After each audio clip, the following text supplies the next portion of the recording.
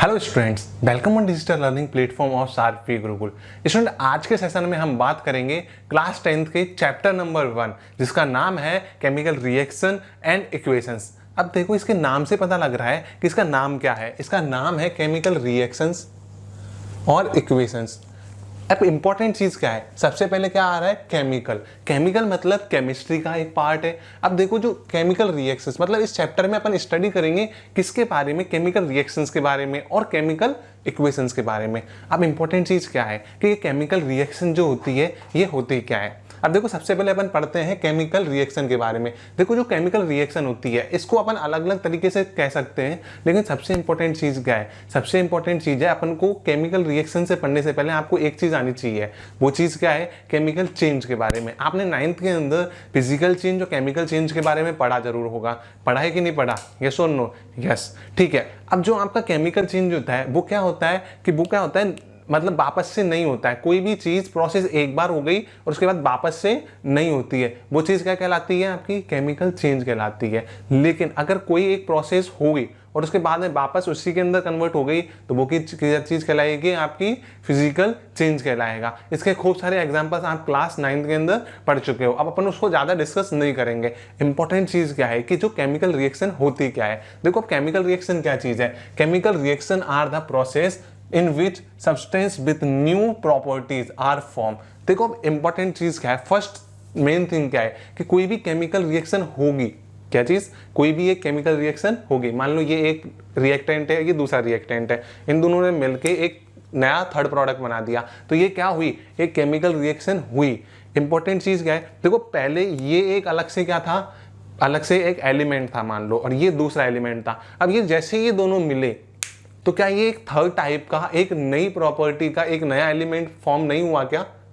Yes और no? Important चीज है कि एलिमेंट कंपाउंड जो भी बोल रहा हूं आप इसको, ये एक फॉर्म हुआ। यही चीज ये कहना चाह रहा है कि जब भी कोई भी chemical reactions, when any chemical reaction और process is happen in which substance with new properties are form, तो मतलब जो भी अपना नया सब्सटेंस बनेगा उसकी प्रॉपर्टी क्या होगी, डिफरेंट होगी as compare to previous one in that be mixed. Understand it? अब सेकंड पॉइंट क्या है, during a chemical reactions atoms of one element do not change in these of another elements, only a rearrangement of atom takes place in a chemical reaction। अब important चीज क्या कह रहा है कि जब भी कोई भी एक केमिकल रिएक्शन होती है, क्या चीज, केमिकल रिएक्शन कोई भी होती है तो उसके जो एटम्स होते हैं, elements do not change into those of another elements, मतलब कि एक एलिमेंट के एटम्स दूसरे अनदर एलिमेंट्स के एटम में चेंज नहीं होते हैं। अब ये बहुत इंपॉर्टेंट समझने की चीज है कि मान लो कि कोई भी एक, मान लो आयरन है, आयरन ने किसी चीज से रिएक्शन करा, तो इसका मतलब ये नहीं है कि आयरन उस चीज से रिएक्शन करके और आयरन के जो एटम है वो कॉपर के एटम बन जाएंगे। Understand it? कॉपर एक एलिमेंट्स है अनोदर, तो अब ये नहीं है कि वो कॉपर के एलिमेंट्स बन जाएंगे या गोल्ड के बन जाएंगे या फिर कोई अनोदर थिंग्स के बन जाएंगे। इसका मतलब क्या है कि अगर आयरन रिएक्शन कर रहा है तो हो सकता है कि पहले आयरन कोई और दूसरी चीज में था, मतलब किसी और फॉर्म के अंदर था, लेकिन अब किसी और फॉर्म में किसी और के साथ कंबाइन हो। लेकिन इंपॉर्टेंट चीज क्या है कि उसके जो एटम्स हैं वो क्या रहेंगे, आयरन के ही रहेंगे। ये चीज बहुत इंपॉर्टेंट पॉइंट है। आपको जब भी बोर्ड के अंदर क्वेश्चन पूछा जाएगा व्हाट इज केमिकल रिएक्शन, तो आप उसके अंदर ये सारे के सारे पॉइंट्स लिख के आओगे, क्योंकि ये इंपॉर्टेंट क्वेश्चन और इंपॉर्टेंट पॉइंट है जो बच्चों को सबसे पहले और अच्छे तरीके से अंडरस्टैंड करना चाहिए और जो बोर्ड के अंदर पूछा भी जाता है। अब third and last important point क्या है, whenever a chemical change occurs we can say that a chemical reaction has taken places. कि मान लो कि कहीं पे भी क्या हुआ, केमिकल चेंज हुआ। मैंने आपको स्टार्टिंग में यही कहा था कि अगर केमिकल चेंज होगा इसका मतलब जो प्रोसेस हुई है, जो रिएक्शन हुई in between the elements, part of atoms of elements, वो क्या होगा, आपका केमिकल रिएक्शन कहलाएगा। क्योंकि प्रोसेस या जो भी चीज है वो कौन है, केमिकल चेंज है। केमिकल चेंज है तो उसके अंदर कौन सी रिएक्शन कहलाएगी, केमिकल रिएक्शन कहलाएगी। स्टूडेंट, अब अपन डिस्कस करेंगे some examples of the chemical reaction. Important thing क्या है, देखो अब पहला जो एग्जांपल है वो क्या है, फूड इज कुक्ड।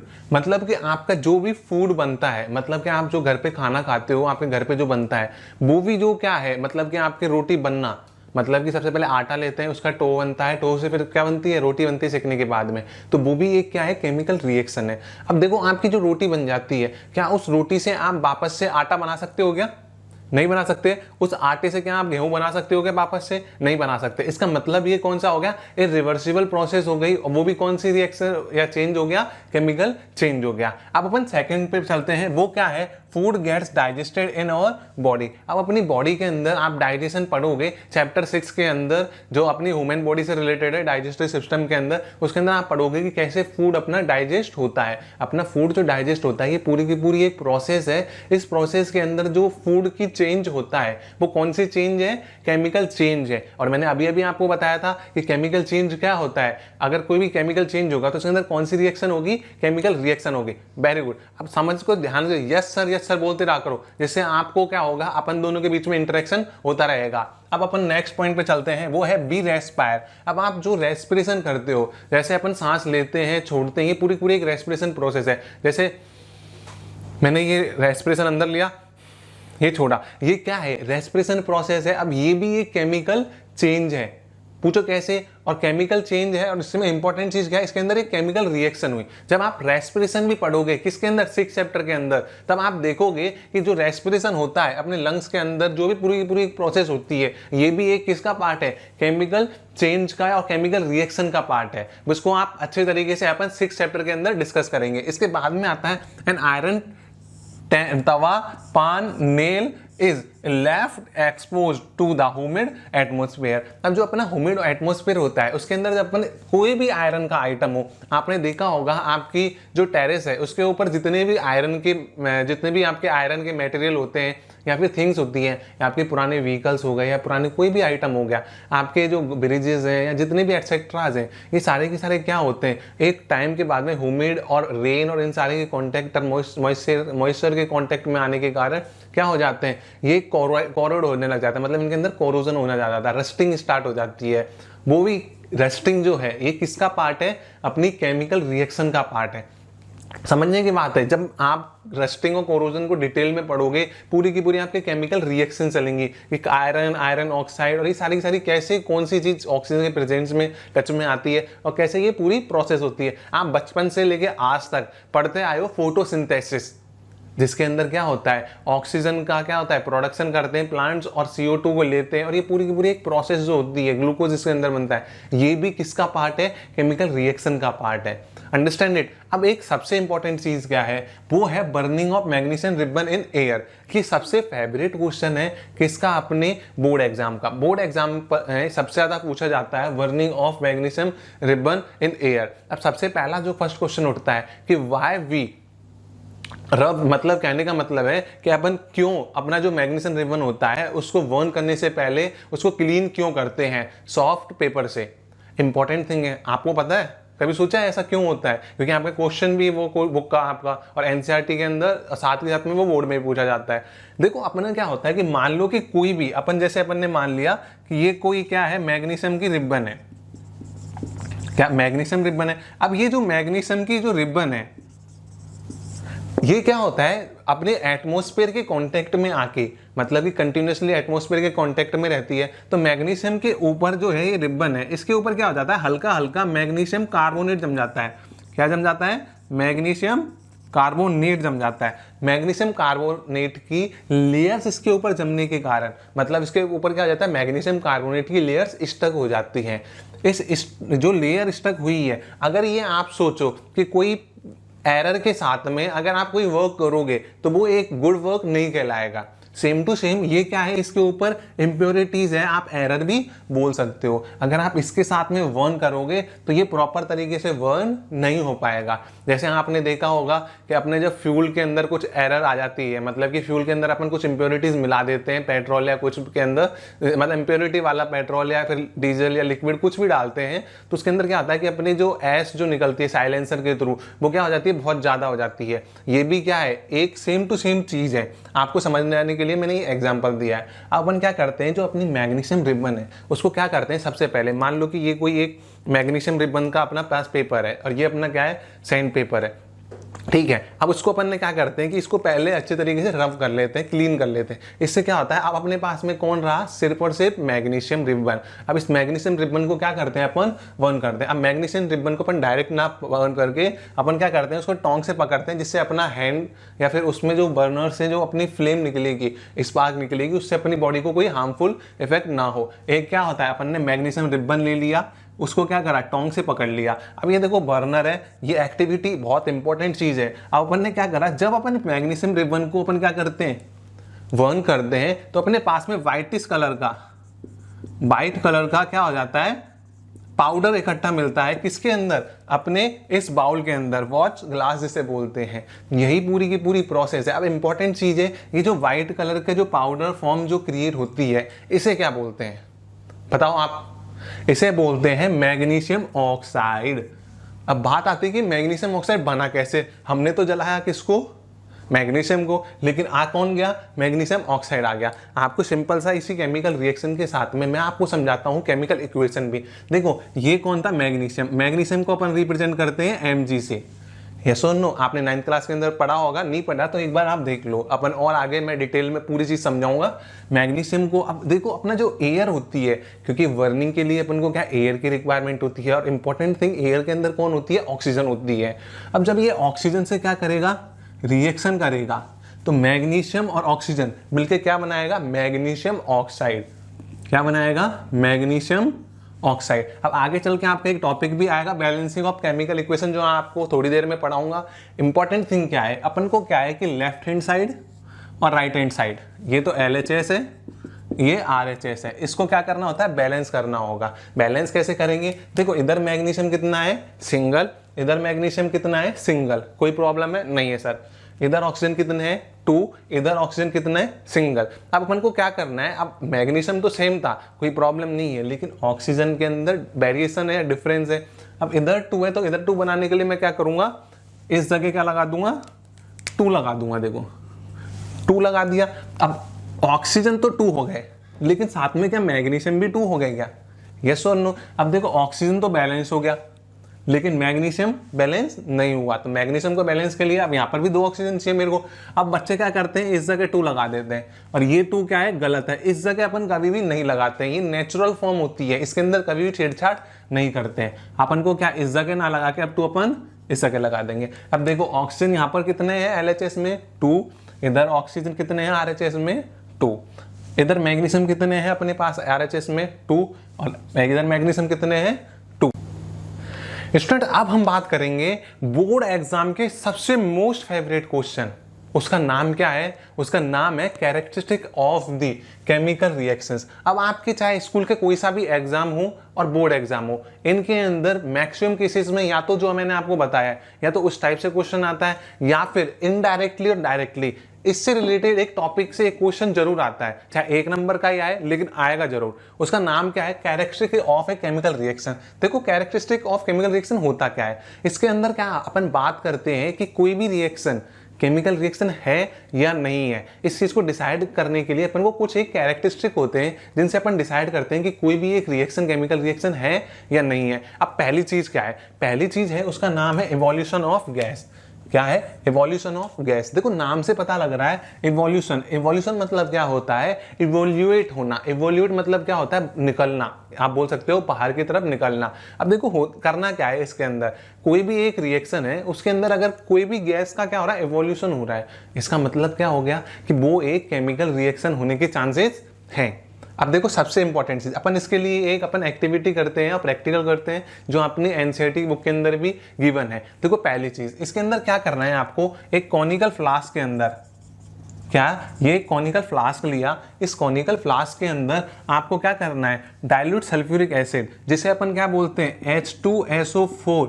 याद रखना इसका फॉर्मूला बहुत इंपॉर्टेंट है, पूछा जाता है, ठीक है। डाइल्यूट सल्फ्यूरिक एसिड, इसके अंदर क्या करा अपन ने, जिंक ग्रेनल्स को डाल दिया। जिंक तो आप जानते ही हो, जिसको रिप्रेजेंट करते हैं Zn से। अच्छा, अपन डाइल्यूट सल्फ्यूरिक एसिड के अंदर जिंक ग्रेनल्स को डालते हैं, तो उससे क्या होता है कि ये दोनों एक दूसरे से रिएक्शन करते हैं। अब इससे पहले मैं एक अरेंजमेंट बताता हूँ कि अपन ने इस जगह क्या करा कि एक कॉर्क का ढक्कन ले लिया और इस जगह ग्लास ट्यूब लगा दी, ये कॉर्क लगा दिया अपन ने। ये कॉर्क इसलिए लगाया जिससे डायरेक्ट हाइड्रोजन गैस या जो भी गैस इवॉल्व हो वो क्या हो, डायरेक्ट एक साथ ज़्यादा क्वांटिटी में ना होके एक स्मॉल क्वांटिटी में पाइप के थ्रू, ग्लास ट्यूब के थ्रू वो ट्रांसफर बाहर की तरफ हो। अब इंपॉर्टेंट चीज़ क्या है, अब ये हाइड्रोजन गैस क्या हुई, इससे इवॉल्व हुई, इसीलिए इसका नाम क्या है, इवोल्यूशन ऑफ हाइड्रोजन गैस। अब इसमें अपन ये भी बोल सकते हैं इवोल्यूशन ऑफ हाइड्रोजन गैस, आपसे ये भी क्वेश्चन पूछा जा सकता है, या फिर इवोल्यूशन ऑफ गैस भी हो सकता है। अब देखो ये पूरी प्रोसेस हुई कैसे, देखो अपन ने क्या करा, ये कोई Zn है, समझ में आया, इसके अंदर क्या करा, H2SO4 के अंदर जब अपन ने डाला, H2SO4 के अंदर अपन ने डाला, तो इस Zn ने क्या करा कि इस SO4 के साथ में रिएक्शन कर ली। मैं आपको पढ़ाऊंगा डिस्प्लेसमेंट रिएक्शन, उसके अंदर मैं बताऊंगा कि कैसे एक पावरफुल जो भी कोई भी एलिमेंट होगा या फिर चीज होगी वो क्या करती है, कैसे कम पावरफुल को क्या कर देती है, डिस्प्लेस कर देती है। और इसको अपन ने साथ में जोड़ लिया, तो क्या बन गया, ZnSO4+। अब बचा कौन यहाँ पर, H2, तो इस जगह क्या बच गया, H2, और ये H2 क्या हो गई, बाहर निकल गई। और ये जो बाहर H2 निकली, यही कौन सी है, हाइड्रोजन गैस, जो इसके थ्रू निकली। अब आप चाहो तो इसको चेक भी कर सकते हो, क्योंकि हाइड्रोजन गैस तो आपको दिखेगी नहीं। अब आप क्या कर सकते हो कि आप एक काम कर सकते हो कि एक मोमबत्ती लेके, कैंडल लेके, मतलब 1 कैंडल ली आपने और उसको इसके पास में लेके जाओगे, तो आपने एक प्रैक्टिकल पढ़ा होगा या फिर आप आगे चल के पढ़ोगे कि जब कैंडल को अपन हाइड्रोजन गैस के बबल के पास में लेके जाते हैं तो वो क्या करती है, पॉपअप के साउंड के साथ में वर्स्ट होते हैं, जो अपने क्या होते हैं, ववल्स होते हैं, किसके, हाइड्रोजन गैस के। जैसे मैं यहाँ पर लेके गया तो ये क्या करेंगे, पट पट ऐसे करके क्या करेंगे, अपने हाइड्रोजन गैस के ववल्स को वर्स्ट करेंगे।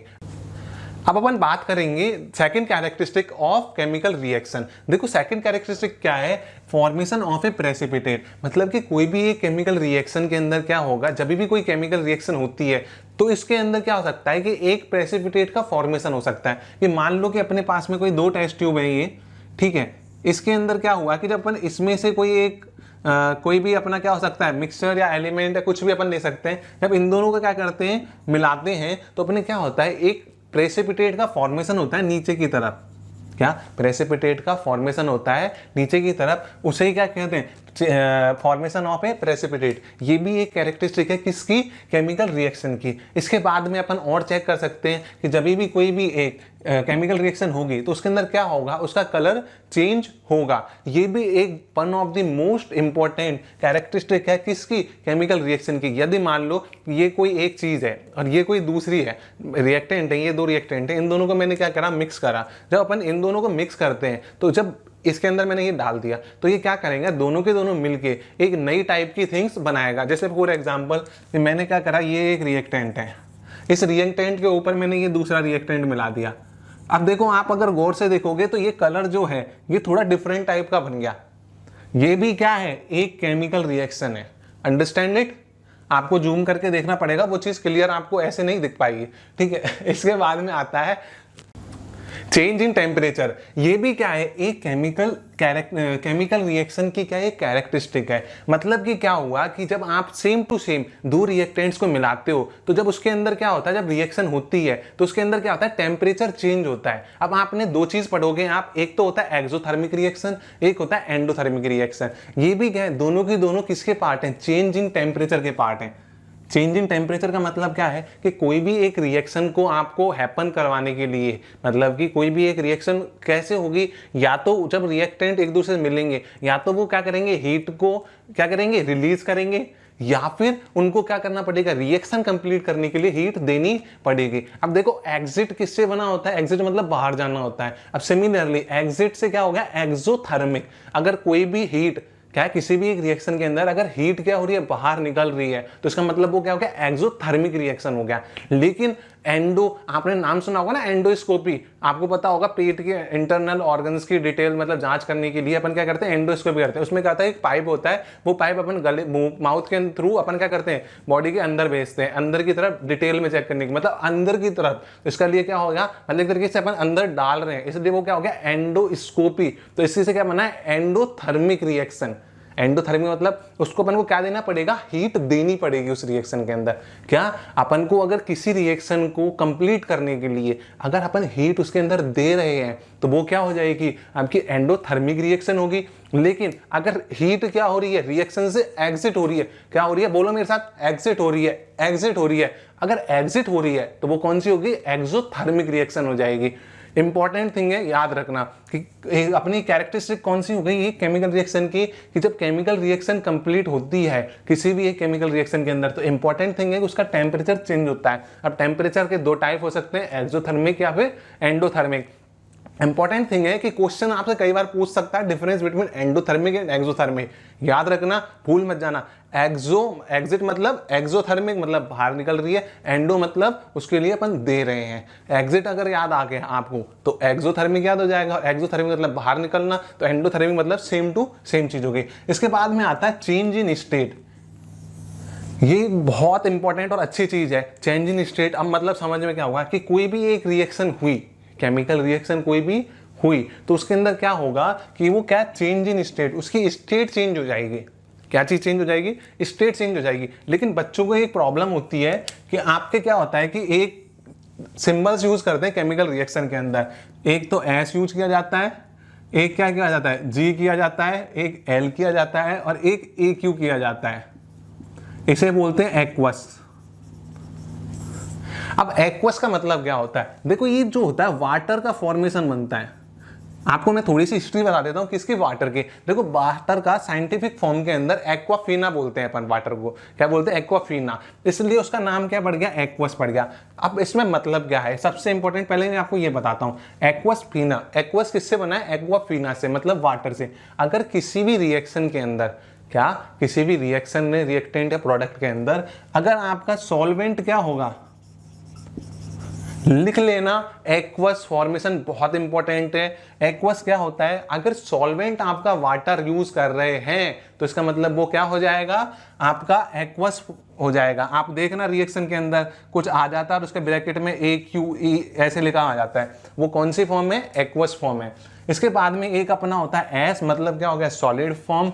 जी मतलब गैस फॉर्म या गैसियस फॉर्म, और एल मतलब लिक्विड। लिक्विड के अंदर सारी फॉर्म आती है, लेकिन अगर वो वाटर उसके अंदर सॉल्वेंट की तरह वर्क कर रहा है तो उसे लिक्विड ना लिख के अपन क्या लिखते हैं? एक्वस फॉर्म लिखते हैं। Understand it?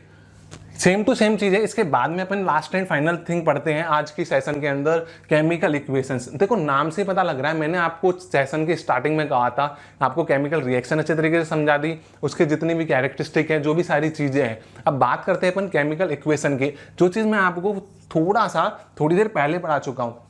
केमिकल इक्वेशन होती क्या है कि आपके कोई भी एक केमिकल रिएक्शन हुई, जैसे क्या करा अपन ने, मैग्नीशियम को ऑक्सीजन की प्रेजेंस में, मतलब एयर की प्रेजेंस के अंदर जब बर्न करा तो उसके अंदर क्या बनाता? मैग्नीशियम ऑक्साइड बनाता। अब ये तो अपन बोल रहे हैं थ्योरेटिकली, अंडरस्टैंड इट, कि when magnesium burn in presence of air, bracket में ऑक्सीजन लिख सकते हो आप चाहो तो, then it form a magnesium oxide with white powder या फिर एस। ठीक है, अंडरस्टैंड इट। अब देखो अपने नेक्स्ट चीज क्या है कि अपने इसी को अगर अपन क्या लिखें, थोड़ी इक्वेशन फॉर्म में लिखें। इक्वेशन फॉर्म में मतलब अपन जैसे मैथ में लिखते हैं x + y = z, लिखते हैं कि नहीं लिखते हैं? सेम टू सेम चीज, magnesium plus oxygen equal to magnesium oxide. लेकिन देखो वो इतना लंबा बोल रहे थे, अब वो क्या है, वो भी एक इतनी लंबी थ्योरेटिकल लाइन थी।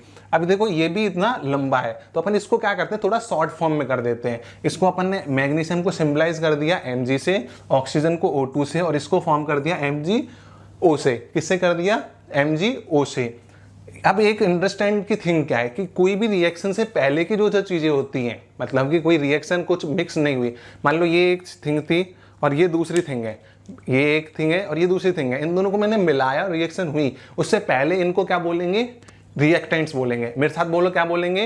रिएक्टेंट्स बोलेंगे। और जब ये मिल गई, मिक्स होकर कोई नया कंपाउंड या कोई नई थिंग, एलिमेंट कुछ भी फॉर्म हुआ, उसे क्या बोलेंगे अपन? प्रोडक्ट्स बोलेंगे। क्या बोलेंगे?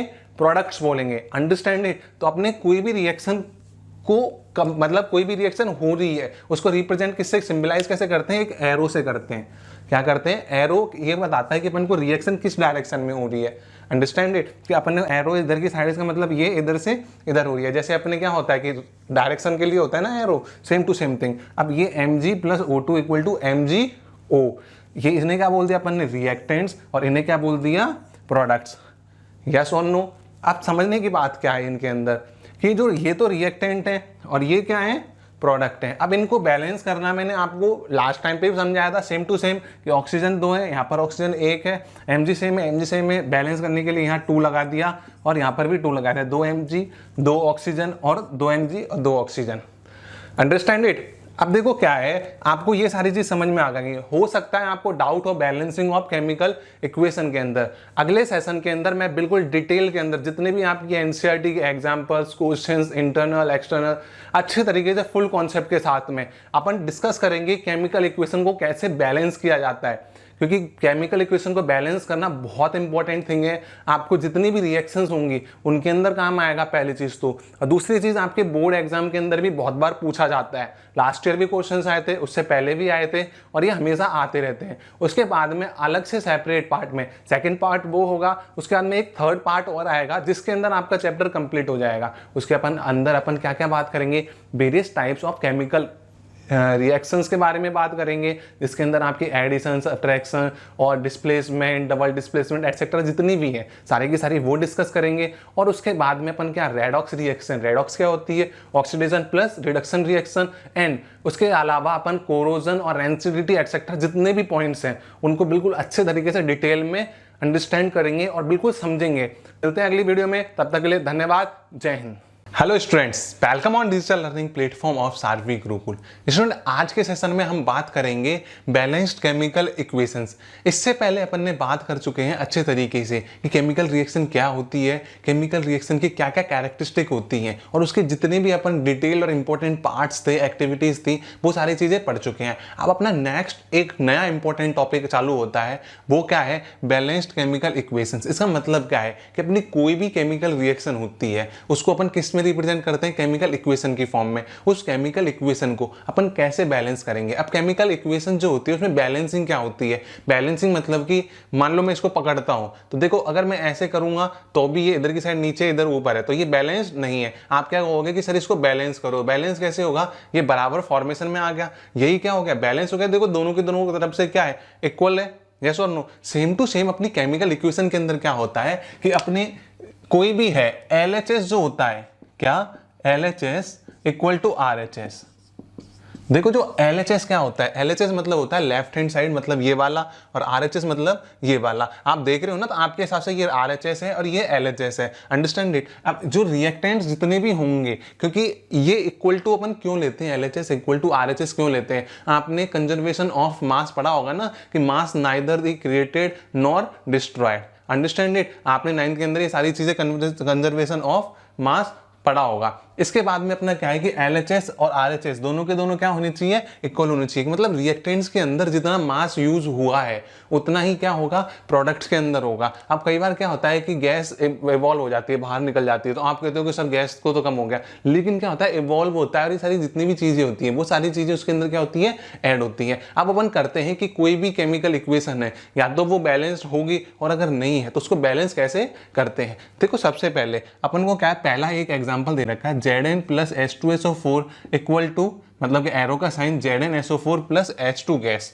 अब अंडरस्टैंड इट क्या है, अब इसमें क्या है कि Zn दे रखा है, H2SO4 दे रखा है, ZnSO4 प्लस H2, यस और नो। अब देखो इसके अंदर क्या हुआ कि Zn ने क्या करा, इस H2 को, क्योंकि पावरफुल कौन है, अपना Zn, इसने इस H2 को क्या कर दिया, यहाँ से डिस्प्लेस कर दिया। अब अपने क्या हो गया, ये H2 आई और ये बाहर निकल गए। अब देखो अपन चेक कैसे करेंगे कि इक्वेशन जो है बैलेंस्ड है या नहीं है। कई बार क्या होता है, पेपर में बैलेंस्ड इक्वेशन भी दे देता है, बच्चे उसको जबरदस्ती, आता तो है नहीं है, तो वो जबरदस्ती उसको क्या कर देते हैं, बैलेंस करने के लिए कुछ भी उल्टा सीधा लगा देते हैं। तो पहले चेक करो कि बैलेंस्ड है कि नहीं है। अब देखो यहाँ पर कितने हाइड्रोजन है, 2, ये RHS की बात हो रही है। टोटल कितने हैं, 2 हाइड्रोजन है। इधर की साइड टोटल हाइड्रोजन कितने हैं, 2, यस और नो। इधर S मतलब सल्फर कितने हैं, 1, S मतलब सल्फर कितना है, 1।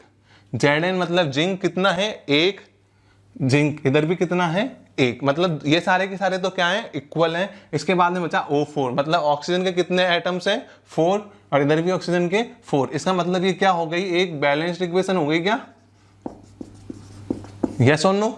ये क्या हो गई, बैलेंस्ड इक्वेशन हो गई। इसके बाद अपन पढ़ते हैं सेकंड एग्जांपल की तरफ। देखो Fe plus H2O equal to Fe3O4 plus H2। क्या हुआ है कि जब अपना आयरन है, जब अपन वाटर से क्या होगा, रिएक्शन करेगा, तो ये क्या बनाएगा, आयरन ऑक्साइड बनाएगा। इसे क्या बोलेंगे, iron oxide. Same to same ये जिंक क्या बनेगा, जिंक सल्फेट, अंडरस्टैंड इट। अब अपने को क्या हुआ, ये सल्फ्यूरिक एसिड है, याद रखना नेम्स आप सारे के सारे बहुत अच्छे तरीके से पढ़ना। अब देखो जब आयरन ने इस ऑक्सीजन से रिएक्शन कर लिया तो Fe3O4 बनाया, और इधर की साइड कौन है अपना H2। अब इधर हाइड्रोजन के कितने एटम है, 2, LHS में कितने हैं, 2, आयरन के कितने एटम है यहाँ पर, 1, और इधर आयरन के कितने हैं, 3, और ऑक्सीजन के कितने हैं, 4। अब एक इंपॉर्टेंट चीज क्या है कि जो बच्चे होते हैं, मतलब कि अपने एनसीईआरटी बुक में भी ऐसा दिया है और बाकी सारे के सारे क्या करते हैं, बॉक्स बना के और उस टाइप से भी सॉल्व किया जाता है। अब देखो आप उस टाइप से सॉल्व कर सकते हो, लेकिन आपकी चॉइस है ये, आप उस टाइप से सॉल्व करना चाहते हो या फिर डायरेक्ट इजीली देख के समझने की कोशिश करो। अगर आपको ये अच्छे तरीके से समझ में आ जाता है तो ये कॉन्सेप्ट बिल्कुल सिंपल है, आपको इतना टाइम नहीं मिलता है वहां पर कि आप एक एक तरीके से सॉल्व करो इतना लंबा स्टेप बाय स्टेप। अब अपन क्या करते हैं, सबसे पहले आप देखो कि यहाँ पर हाइड्रोजन क्या है, फ्री कंडीशन में। अब आपको मैं एक चीज समझाता हूं, एक होता है कोई भी एलिमेंट फ्री कंडीशन में और एक होता है कंपाउंड। कंपाउंड मतलब उसमें दो अलग अलग टाइप के एलिमेंट्स हो सकते हैं, ज्यादा भी हो सकते हैं, लेकिन कम से कम दो तो नहीं होनी चाहिए। अब देखो यहाँ पर अगर अपन ऑक्सीजन के लिए यहाँ पर अगर कुछ भी चेंज करते हैं तो इसका इफेक्ट किसके ऊपर पड़ेगा, आयरन के ऊपर भी। सिमिलरली अगर यहाँ ऑक्सीजन के लिए कुछ करते हैं तो इफेक्ट किस पे पड़ेगा, हाइड्रोजन के ऊपर भी। तो अपन क्या करेंगे, अब एक चीज समझ में आ गई, लेकिन यहाँ पर हाइड्रोजन के ऊपर अपन कुछ भी चेंज करें तो इफेक्ट किस पे पड़ेगा, सिर्फ और सिर्फ हाइड्रोजन पर ही। इधर की साइड किस पे पड़ेगा, अगर आयरन पे करते हैं तो इधर वन एंड ओनली किस पे इफेक्ट पड़ेगा, आयरन के ऊपर। अब यहाँ पर आयरन कितना है अपना, सिंगल। अब देखो अंडरस्टैंड की क्या चीज है, ये क्या है H2, ये क्या इतना है H2, और ये कौन है O, ये Fe3O4। अब देखो गौर से देखो कि अपने आयरन कितने हैं यहाँ पर, 3, और यहाँ पर भी आयरन कितना है, सिंगल। तो अपन इसमें कुछ भी चेंज करें कोई फर्क पड़ेगा क्या, नहीं फर्क पड़ेगा सर। अपन लेकिन ऑक्सीजन अब अपन कुछ भी लगा सकते हैं, तो अपन जो इंडिविजुअल वाले होते हैं उनको सबसे लास्ट में सॉल्व करा करो, क्या इंडिविजुअल वाले को सबसे लास्ट में बैलेंस करा करो, क्योंकि आपके ज्यादा हार्ड क्वेश्चंस नहीं आते हैं बोर्ड में, सिंपल आते हैं। जो आप अगर इंटरनल जितने भी अंदर के क्वेश्चन है बुक के, वो ब्लू वाले और पीछे के, उनको अगर अच्छे तरीके से कर लेते हो तो आप इजीली उनको क्या कर सकते हो, सॉल्व कर सकते हो, अगर प्रैक्टिस कर लेते हो। यहाँ पे कितने ऑक्सीजन के एटम है, 4, और यहाँ पर कितना है, 1। तो यहाँ पर क्या लगा दो आप, 4 लगा दो। दिख रहा है कि नहीं दिख रहा है, क्या लगा दिया आपने, 4 लगा दिया। अब 4 ऑक्सीजन लगते ही क्या बन गया, ये 4 ऑक्सीजन, यस और नो। और यहां पर भी कितना है, 4 ऑक्सीजन। अब हाइड्रोजन कितने हो गए, 4 2 जा 8। हाइड्रोजन के एलिमेंट्स कितने हो गए अपने, 8 एलिमेंट्स हो गए। अब समझने की बात क्या है, अब हाइड्रोजन कितने हो गए, 8। अब यहां पर कितने हैं अपने, ओनली 2। तो क्या मैं इस जगह 4 लगा सकता हूं क्या, देखो मैंने क्या लगा दिया, 4 2 जा 8।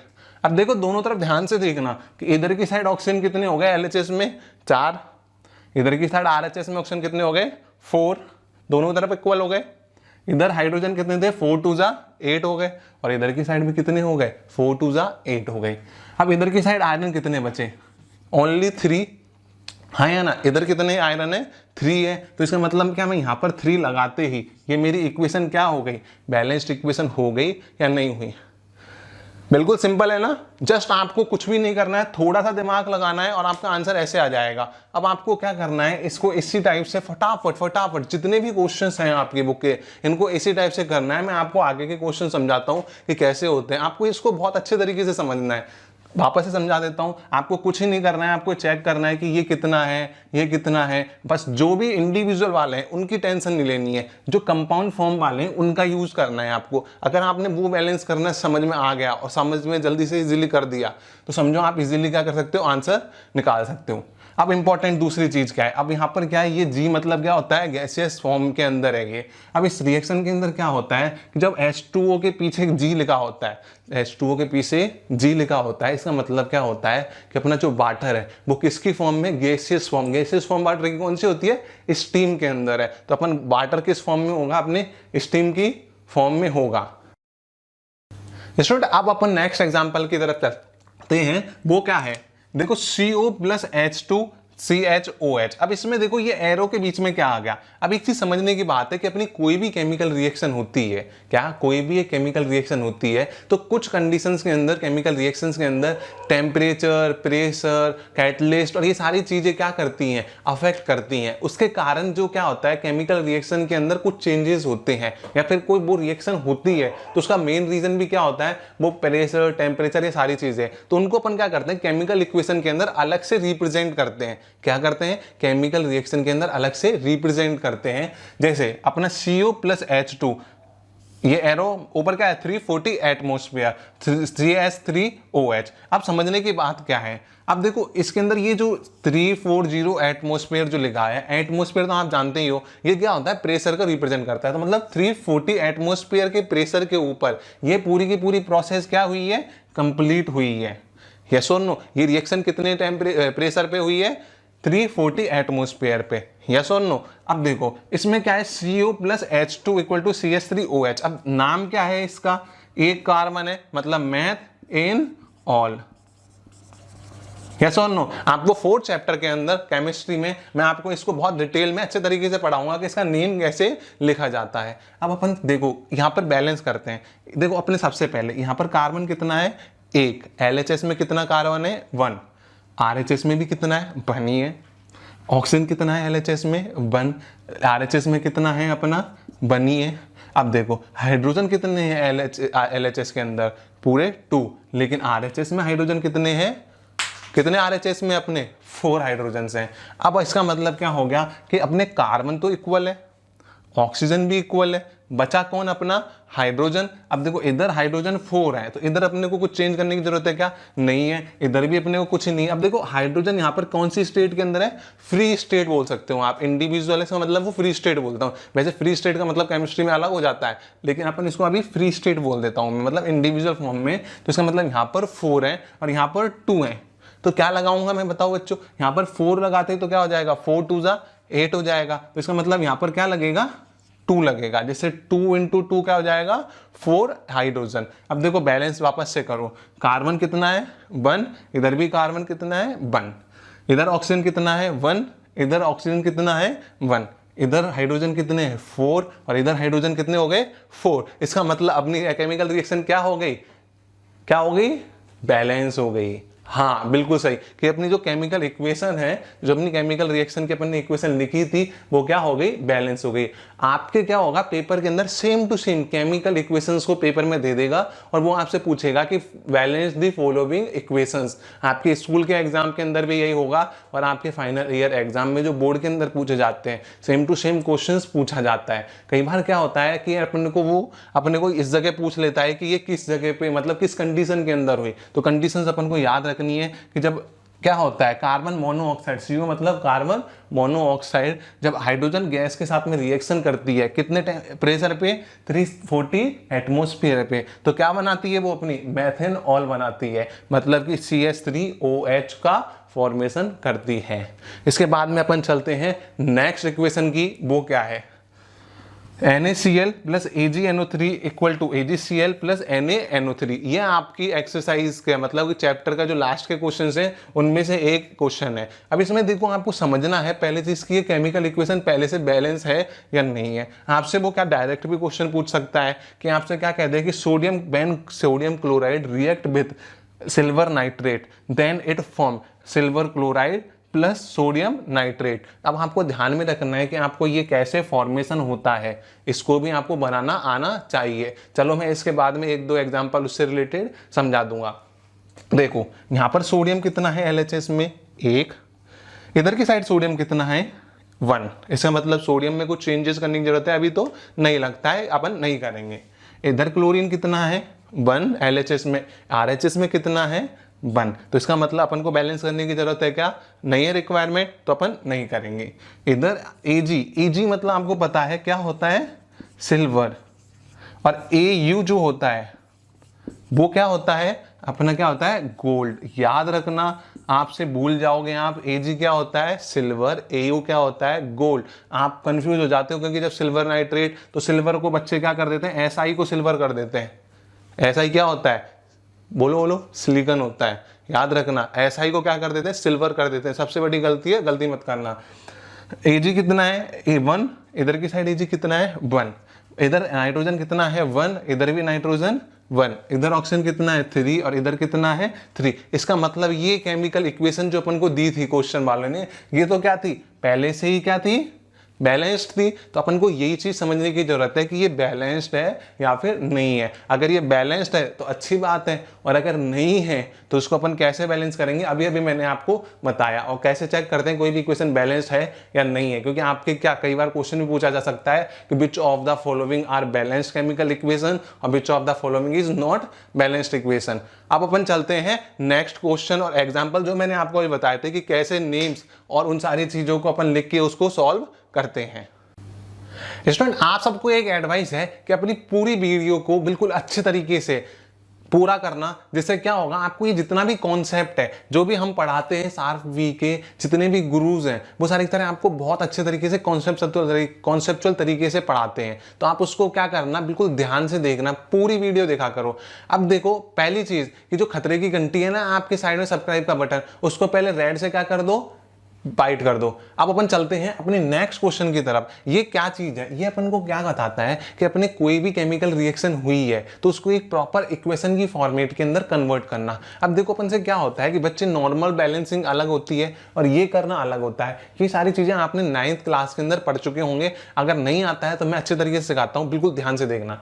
देखो यहां पर क्या लिखा है, सोडियम प्लस वाटर। इसका मतलब क्या है कि जब अपना क्या होता है, सोडियम किससे रिएक्शन करता है, वाटर से, तो क्या बनाता है, सोडियम हाइड्रोक्साइड बनाता है। क्या बनाता है, सोडियम हाइड्रोक्साइड, और क्या बनाता है, हाइड्रोजन। हाइड्रोजन मतलब क्या हो गया, हाइड्रोजन गैस। अब देखो सोडियम मतलब क्या हो गया, Na, है ना। वाटर मतलब क्या हो गया अपना H2O, यस और no. Sodium hydroxide plus hydrogen. अब देखो सोडियम हाइड्रोक्साइड क्या हो गया, NaOH प्लस H2, यस और नो। Understand it. देखो गौर से देखना, हाइड्रोक्साइड किससे बना हुआ है, हाइड्रोक्साइड को रिप्रेजेंट करते हैं OH माइनस से। 9th क्लास की बुक के अंदर आप अगर मिल जाए तो आप ढूंढ के देखना, हाइड्रोक्साइड को OH माइनस से रिप्रेजेंट करते हैं। अब ये OH माइनस बनता कैसे है, चलो एक बार ये भी बता देता हूं। देखो अपना ये H2O जो होता है, मतलब वाटर जो होता है, अगर उसको अपन यहां से ब्रेक डाउन कर देते हैं, क्या इसको यहां से ब्रेक डाउन कर देते हैं, तो ये एक हाइड्रोजन तो अलग हो जाता है और ये OH अलग हो जाता है। ये ऑक्सीजन के अलग फॉर्मेशन के कारण, ऑक्सीजन और हाइड्रोजन के कारण, ये तो क्या बनाता है, OH माइनस मतलब नेगेटिव बनाता है, और ये हाइड्रोजन क्या होता है, H प्लस मतलब पॉजिटिव आयन लेके जाता है। Understand it. अब देखो अपने क्या हुआ, सोडियम और वाटर ने मिलकर क्या बनाया, सोडियम हाइड्रोक्साइड, यस और नो। और इधर की साइड क्या बनी, H2 गैस। ये तो क्या हो जाती है, इवॉल्व हो जाती है, यस और नो। अब देखो इधर की साइड सोडियम कितना है, सिंगल। इधर की साइड सोडियम कितना है, सिंगल मतलब 1। इधर की साइड हाइड्रोजन कितने हैं, 2। इधर की साइड हाइड्रोजन कितने हैं, ओ गड़बड़ हो गई, 1 और 2 3, यस और नो। अब देखो इधर ऑक्सीजन कितना है, 1, इधर भी ऑक्सीजन 1। तो देखो ऑक्सीजन अपनी क्या है, दोनों तरफ, इधर LHS में और इधर RHS में, दोनों तरफ इक्वल है। सोडियम जो है वो भी इक्वल है, लेकिन अपना क्या हो गया, ऑक्सीजन क्या है, इक्वल नहीं है। सॉरी हाइड्रोजन इक्वल नहीं है, यस और नो। अब देखो ध्यान से देखना, अब अपन को क्या करना है, बैलेंस करना है किसको, हाइड्रोजन को। क्या, हाइड्रोजन को। अब आप किसी भी हाइड्रोजन या किसी भी चीज को आप ऑड फॉर्मेशन के अंदर कभी भी बैलेंस नहीं कर सकते हो, या ऑड फॉर्मेशन के अंदर बैलेंस नहीं कर सकते हो। अगर आप करने की कोशिश करोगे तो उसमें हाफ, 3/4, 5/2, जो कि क्या होता है, कुछ कंडीशंस को छोड़ के मैक्सिमम कंडीशंस के अंदर एप्लीकेबल नहीं होता है, नहीं लगाया जाता। अब देखो यहाँ पर कितने हैं अपने पास में हाइड्रोजन, 1, और इधर कितने हैं, 2। तो इसका मतलब मैं क्या इस जगह क्या लगा सकता हूँ, मैं 2 लगा सकता हूँ क्या, बताओ। इस जगह क्या लगा दिया मैंने, 2, क्या लगा दिया, 2 लगा दिया। तो इससे क्या हुआ, मेरे क्या इफेक्ट हुआ, मेरे पास हाइड्रोजन कितने हो गए, 2 हाइड्रोजन, और इधर कितने हो गए, 2 हाइड्रोजन, मतलब कितने हो गए, 4 हाइड्रोजन हो गए, हाँ या ना। लेकिन अब इधर की साइड, अब इसको मेरे को 4 बनाना है, तो मैंने इसके लिए भी क्या लगा दिया, 2 हाइड्रोजन लगा दिए। अब ये हाइड्रोजन तो क्या हो गया, मेरे बैलेंस हो गया, आपको बहुत खुशी होगी। लेकिन गौर से देखो आप, क्या आपका जो ऑक्सीजन था, इधर कितना था ऑक्सीजन, पहले 1 था, और इधर की साइड कितना था, देखो अब 2 हो गया। इधर की साइड ऑक्सीजन पहले 1 था, इधर भी ऑक्सीजन 2 हो गया। ये तो क्या हो गया, ऑटोमेटिकली चेंज हो गया और इक्वल हो गया। लेकिन इधर की साइड सोडियम कितने हैं, 2, और इधर की साइड सोडियम कितना है, ओनली सिंगल है, यस और नो। इधर कितना बचा, ओनली सिंगल सोडियम, और इधर क्या हो गए, 2। अब ये तो क्या हो गई, अपन ने सही कुछ और करने जा रहे थे, लेकिन उल्टा क्या हो गया, काम में गड़ गया। तो अब ध्यान से देखना, मैंने क्या कहा था कि अगर कोई सिंगल बचे, मतलब इंडिविजुअल बचे तो उसकी टेंशन नहीं लेनी है, क्योंकि अपन को ट्राई करना है कि जो कॉम्बिनेशन फॉर्मेशन है उनको पहले सॉल्व किया जाए, क्योंकि इंडिविजुअल वाले के आगे आप कुछ भी लगा सकते हो और इजीली सॉल्व हो जाएगा। इससे आपका टाइम बहुत बचेगा, क्योंकि बोर्ड एग्जाम के अंदर टाइम बहुत इंपॉर्टेंट होता है। लेकिन कंडीशन ये है कि आपको पेपर आना चाहिए, क्योंकि क्या होता है बच्चों को पेपर नहीं आता और टाइम वेस्ट भी कर देते हैं, तो उनके लिए तो कोई टाइम वैल्यूएबल ही नहीं उस केस में।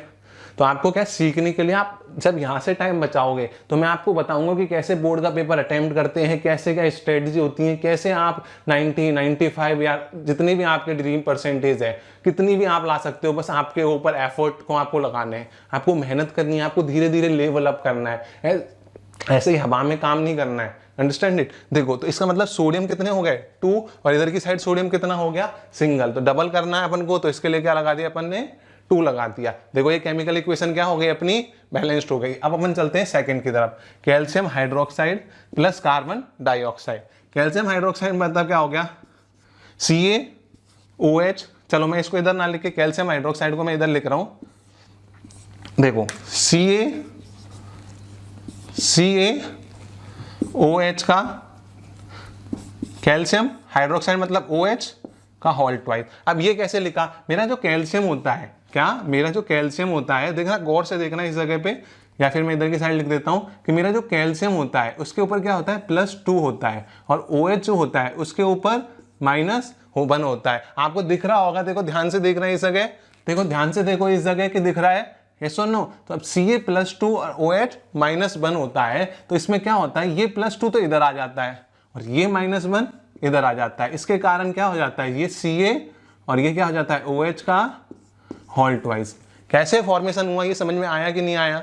अब देखो अब ये क्या बन गया CaOH का होल ट्वाइस। अब मेरे को ये क्वेश्चन समझाने का मेन रीजन भी यही था कि इससे मैं आपको ये चीजें समझा दूं जिससे आपको क्वेश्चन को किसी भी कंडीशन में सॉल्व करने में कोई प्रॉब्लम नहीं आएगी, इसकी मेरी गारंटी है।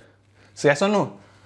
अब देखो दूसरा क्या है कार्बन डाइऑक्साइड, नाम से पता लग रहा है कार्बन मतलब CO2, ये तो सारे के सारे जानते हैं, आपको ये समझने की जरूरत है।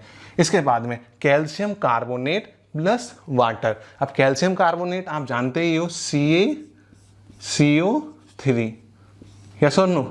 अब कैल्शियम कार्बोनेट को आपको पता है कार्बोनेट हो गया। अपने यहाँ तक आपको कोई प्रॉब्लम है क्या? उम्मीद है आपको यहाँ तक कोई प्रॉब्लम नहीं होगी। अगर होती है तो पूरी वीडियो कंप्लीट करो और उसके बाद में वापस से एक बार क्या करो, इस जो नोट्स बनाए हैं आपने उनको रिवाइज करो, और अगर जरूरत पड़े तो एक बार वीडियो और देखो, और कमेंट में जरूर बताना अगर कोई डाउट हो तो। देखो CaCO3 प्लस वाटर, वाटर मतलब क्या हो गया H2O। Understand it. अब देखो गौर से देखो, इधर हाइड्रोजन कितने हैं 2, इधर की साइड हाइड्रोजन कितने हैं H और 2 मिलकर क्या बनाएगा H2 मतलब 2। तो मतलब हाइड्रोजन अपना क्या है बैलेंस स्टेट में। कैल्शियम कितना है सिंगल, इधर कैल्शियम कितना है सिंगल, इधर कार्बन कितना है सिंगल, इधर कार्बन कितना है सिंगल। देखो अभी तक सारी चीज बैलेंस चल रही है, कोई टेंशन नहीं है। इधर ऑक्सीजन कितना है 2, इधर ऑक्सीजन कितना है 2, मतलब 2 और 2 कितने हो गए 4। अभी तक क्या है कोई प्रॉब्लम नहीं आ रही है। इधर ऑक्सीजन कितना है 3 और इधर ऑक्सीजन कितना है 1। अब गौर से देखो क्या मेरी ये इक्वेशन क्या ऑटोमेटिकली क्या हो गई बैलेंस हो गई, क्या सुन लो। आप कमेंट में बताना ये चीज कि ये जो मेरी इक्वेशन थी क्या ये ऑटोमेटिकली बैलेंस है या नहीं है, यस और नो। आप जरूर आंसर देना इस चीज का। स्टूडेंट जिंक मतलब क्या हो गया Zn हो गया, और सिल्वर नाइट्रेट मतलब क्या हो गया AgNO3, यस और नो। ध्यान से समझना, सिल्वर क्या होता है +1 लेता है, Ag प्लस बनाता है। जैसे आपके फॉर्मेशन देखा होगा आपने AgCl, हाँ या ना। अब देखो सिल्वर क्या लेता है +1 बनाता है। अब देखो अपन के क्या हो गया AgNO3।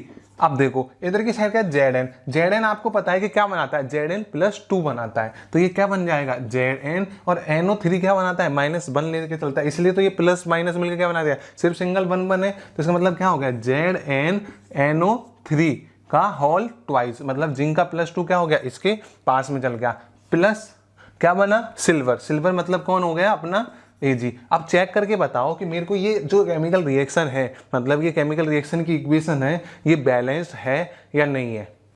Understand it. कैसे बताओगे? अब देखो चेक करते हैं अपन।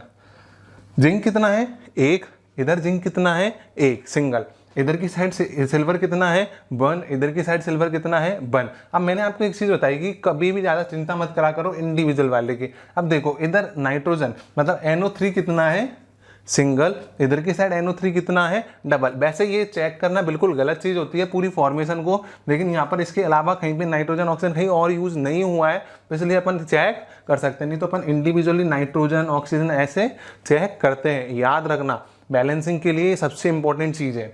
यहाँ पर नाइट्रोजन कितना है सिंगल, यहाँ पे नाइट्रोजन कितना है सिंगल, यहाँ पे ऑक्सीजन सिंगल नहीं है, यहाँ पर याद रखना सिंगल नहीं है, कितनी है अपने डबल है। इधर ऑक्सीजन कितने हो गए 3 2 जा 6। अब अपन को क्या करना है, इसको बैलेंस करना है। अब देखो सिंपल सी चीज़ क्या दिख रही है, इधर NO3 कितने हैं डबल 2, इधर की साइड NO3 कितने हैं सिंगल। तो क्या मैं इसको डबल करने के लिए, इधर की साइड डबल करने के लिए, इसके इक्वल लाने के लिए क्या मैं इस जगह 2 लगा दूं क्या? बताओ यस और नो, लगा दूं? ठीक है, देखो मैंने लगा दिया 2। अब इसका मतलब क्या हो गया, अब लेकिन यहाँ गड़बड़ क्या हो गई कि NO3 तो क्या हो गया मैच हो गया, लेकिन क्या हुआ अपना NO3 तो इक्वल हो गया डबल डबल, लेकिन सिल्वर क्या था, जो क्या था बैलेंस था, वो क्या हो गया अब अनबैलेंस्ड हो गया, यहाँ पर सिंगल रह गया।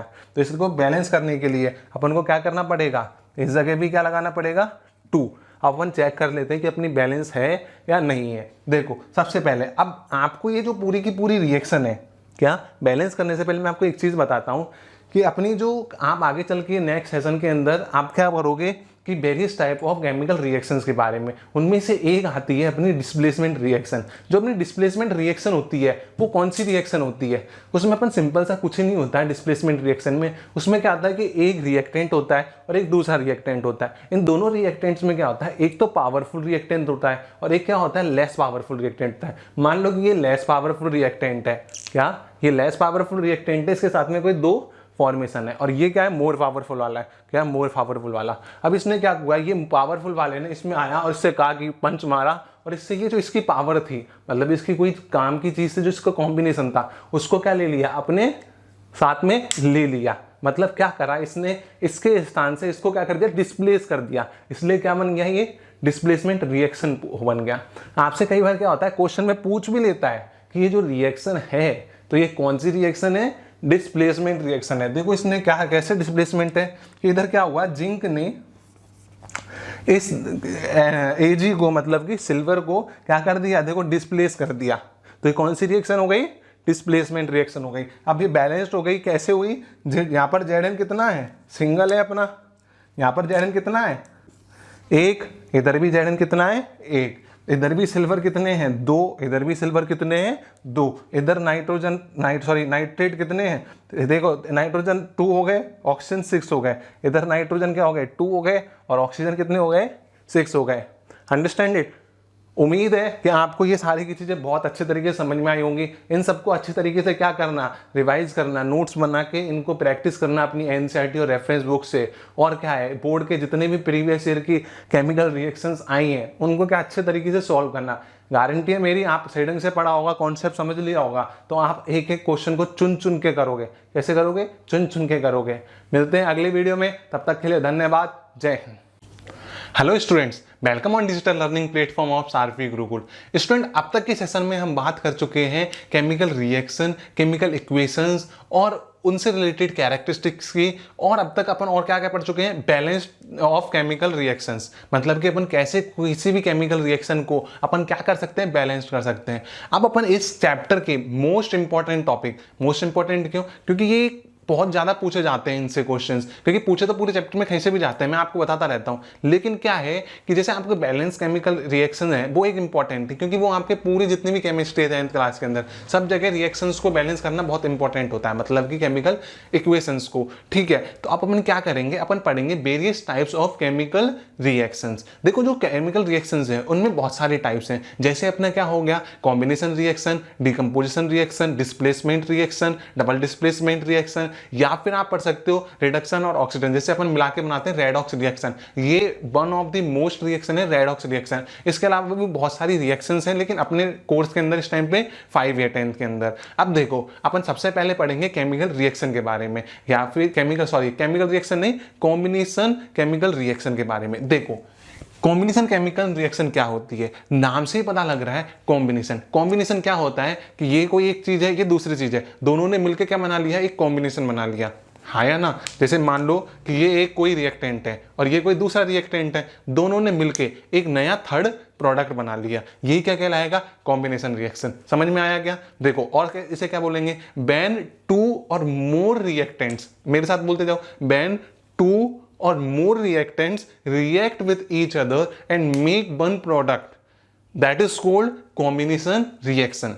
अब देखो कॉम्बिनेशन रिएक्शन जब भी होती है तो उसके अंदर क्या होती है कि हीट बाहर निकलती है, मतलब एनर्जी बाहर निकलती है। अब एनर्जी हीट की फॉर्म में होगी, ठीक है, या फिर किसी अदर फॉर्म में भी हो सकती है। अब इंपॉर्टेंट चीज क्या है, हीट या एनर्जी बाहर निकल रही है, उसे क्या बोलते हैं, एक्सोथर्मिक रिएक्शन। याद रखना, मैं आपको बता चुका हूं एक्सोथर्मिक रिएक्शन क्या होती है। अगर आपने पिछला वीडियो लेक्चर नहीं देखा हो तो मैं वापस से बताता हूं। एक्सो, आपने एग्जिट नाम सुना है, EXIT, उसी से बना है एक्सो। एक्सो मतलब जाना, मेरे साथ बोलो एक्सो। एक्सो, एक्सो मतलब बाहर निकलना। एक्सोथर्मिक रिएक्शन, थर्म मतलब क्या होता है, हीट, तो क्या हो गया एक्सोथर्मिक रिएक्शन, एक ऐसी रिएक्शन जिसके अंदर क्या होगा, हीट बाहर निकलेगी, उसे क्या कहेंगे, एक्सोथर्मिक रिएक्शन। जो केमिकल रिएक्शन कौन सी वाली, कॉम्बिनेशन केमिकल रिएक्शन क्या होती है, एक्सोथर्मिक रिएक्शन भी होती है। यस और नो? सिमिलरली आपको मैं पहले ही बता देता हूं कि जो आपकी डीकंपोजिशन रिएक्शन होगी वो क्या होगी, अगर ये एक्सोथर्मिक है तो वो कौन सी होगी, एंडोथर्मिक, मतलब उसको अपन को प्रोसेस को कंप्लीट कराने के लिए क्या करना पड़ेगा, हीट को देनी पड़ेगी। चलो वो अपन उसमें पढ़ेंगे, पहले यहां से चालू करते हैं। देखो यहां पर क्या है, कॉम्बिनेशन रिएक्शन के अंदर सबसे पहले CaO। CaO मतलब क्या हो गया, कैल्शियम ऑक्साइड। इसे अपन क्या बोलते हैं, क्या बोलते हैं अपन, क्विक लाइम भी बोलते हैं। जब क्विक लाइम के अंदर ऑक्सीजन मतलब H2O, ठीक है, जब CaO के अंदर H2O मिलाते हैं तो उसके अंदर क्या बनता है, CaOH का होल ट्वाइस। Ca के ऊपर क्या आता है +2, OH के ऊपर OH-, इन्होंने एक्सचेंज करा और क्या बना लिया, CaOH का होल ट्वाइस, जिसे क्या बोलेंगे, स्लैक्ड लाइम भी बोलते हैं या फिर कैल्शियम हाइड्रोक्साइड भी बोलते हैं। समझ में आ गया? अब देखो ये प्रोसेस कैसे होती है। आपने बचपन में देखा होगा कि जो अपने पेंट होता है उसके अंदर क्या होता है कि वो स्लैक्ड लाइम लेके आते हैं, क्विक लाइम लेके आते हैं, उसको जब वाटर मिलाते हैं तो क्या होता है कि वो जिस भी बेसल के अंदर या बर्तन के अंदर उनको मिलाते हैं तो वो बेसल और वो क्या हो जाता है, गर्म हो जाता है। और स्पेशली कहा जाता है कि ना जहाँ पर ये फॉर्मेशन होता है पेंट और इनका, तो उससे कहा जाता है कि इसके हाथ नहीं लगाना, क्योंकि वो क्या होती है वहाँ पे रिएक्शन होके बहुत ज़्यादा हीट प्रोड्यूस होती है। हीट प्रोड्यूस होगी तो उससे क्या होगा, तो उसके आसपास में हाथ लगाएंगे तो हाथ भी जल सकता है, जैसा मैंने आपको डायग्राम के अंदर शो करा है। वाटर के अंदर मैंने क्या कर दिया, जैसे ही मैंने CaO डाला मतलब कैल्शियम ऑक्साइड डाला तो ये क्या होगा, यहाँ से हीट प्रोड्यूस होगी। हीट प्रोड्यूस होने के बाद लास्ट में अपन को क्या प्रोडक्ट मिलेगा, प्रोडक्ट मिलेगा CaOH का होल ट्वाइस, मतलब क्या हो गया, स्लैक्ड लाइम मिलेगा। Understand it? अपन ने क्या करा, क्विक लाइम को डाला और स्लैक्ड लाइम मिला। समझ में आ गया? क्विक लाइम को डाला और क्या मिला, स्लैक लाइम। याद रखना, नाम को एक्सचेंज मत कर देना, आपके बोर्ड के अंदर डायरेक्ट भी क्वेश्चन आ सकता है, write the chemical formula of quick lime या write the chemical formula of slack lime. Yes और नो? अब हम आगे चलते हैं। दूसरी केमिकल कॉम्बिनेशन रिएक्शन क्या है, burning of natural gas. Burning of natural gas क्या है कि किसी भी आप नेचुरल गैस को क्या करते हो, बर्न करते हो, तो उसके अंदर भी कौन सी रिएक्शन होती है, कॉम्बिनेशन रिएक्शन होती है। कॉम्बिनेशन मैंने अभी बताया, दो या दो से ज्यादा क्या हो, रिएक्टेंट एक दूसरे से रिएक्ट करें तो वो क्या कहलाएगा, कॉम्बिनेशन रिएक्शन। जैसे CH4 नाम से बताया, आपको पता है मैथ एन नेम होता है इसका, आपको चैप्टर नंबर 4 के अंदर मैं नॉमेनक्लेचर के अंदर पढ़ाऊंगा मैं अच्छे तरीके से। क्या है, मैथेन प्लस 2O2। क्या हुआ कि मैथेन को जब ऑक्सीजन के साथ रिएक्शन करता है तो वो एक CO2 का फॉर्म करता है और एक 2H2O का फॉर्म करता है। मतलब कि क्या होगा, कार्बन डाइऑक्साइड और वाटर का क्या करेगा, वो फॉर्मेशन करेगा। सिमिलरली आपके जो वाटर का फॉर्मेशन होता है, वाटर का फॉर्मूला क्या होता है बताओ, पता है, H2O।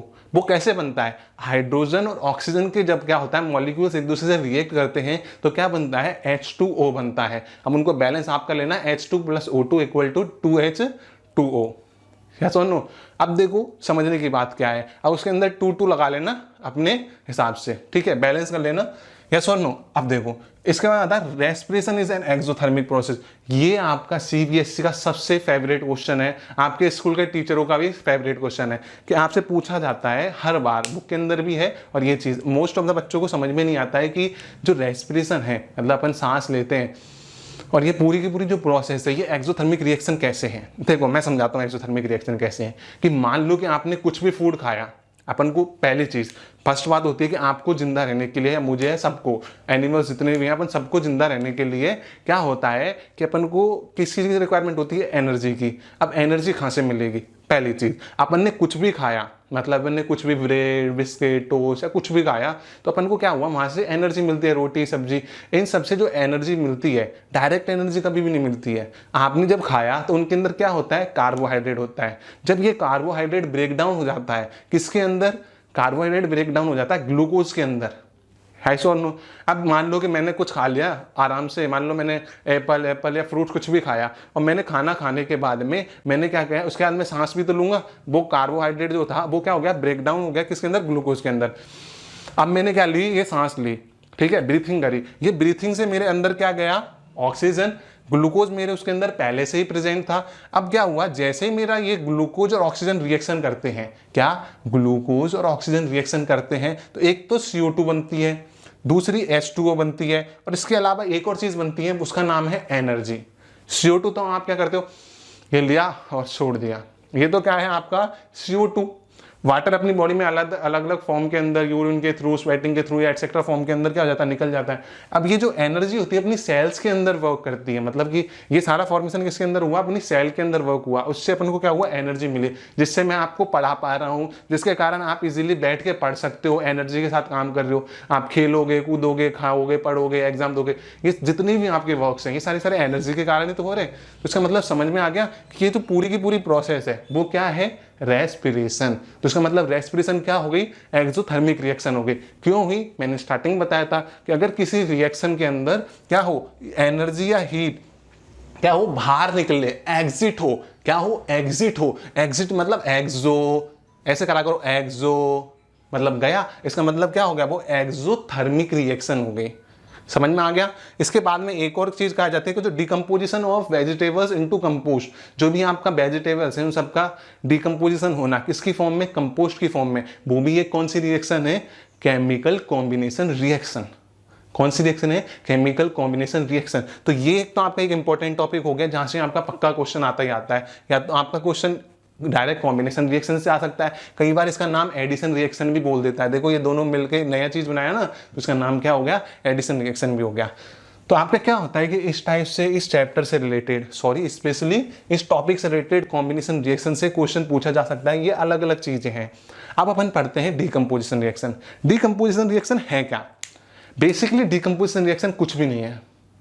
ऐसा कैसे हो सकता है सर, डीकम्पोजिशन रिएक्शन, जिस बच्चे को कॉम्बिनेशन रिएक्शन अच्छे तरीके से समझ में आ गई, क्या, जिस बच्चे को कॉम्बिनेशन रिएक्शन समझ में आ गई, डीकम्पोजिशन उसके लिए बिल्कुल मजा आ गया। हलवा है, हलवा बोलते हैं ना, क्योंकि हलवा को चबाने में टाइम नहीं लगता, इसलिए हलवा बोलते हैं अपन सारी चीज को।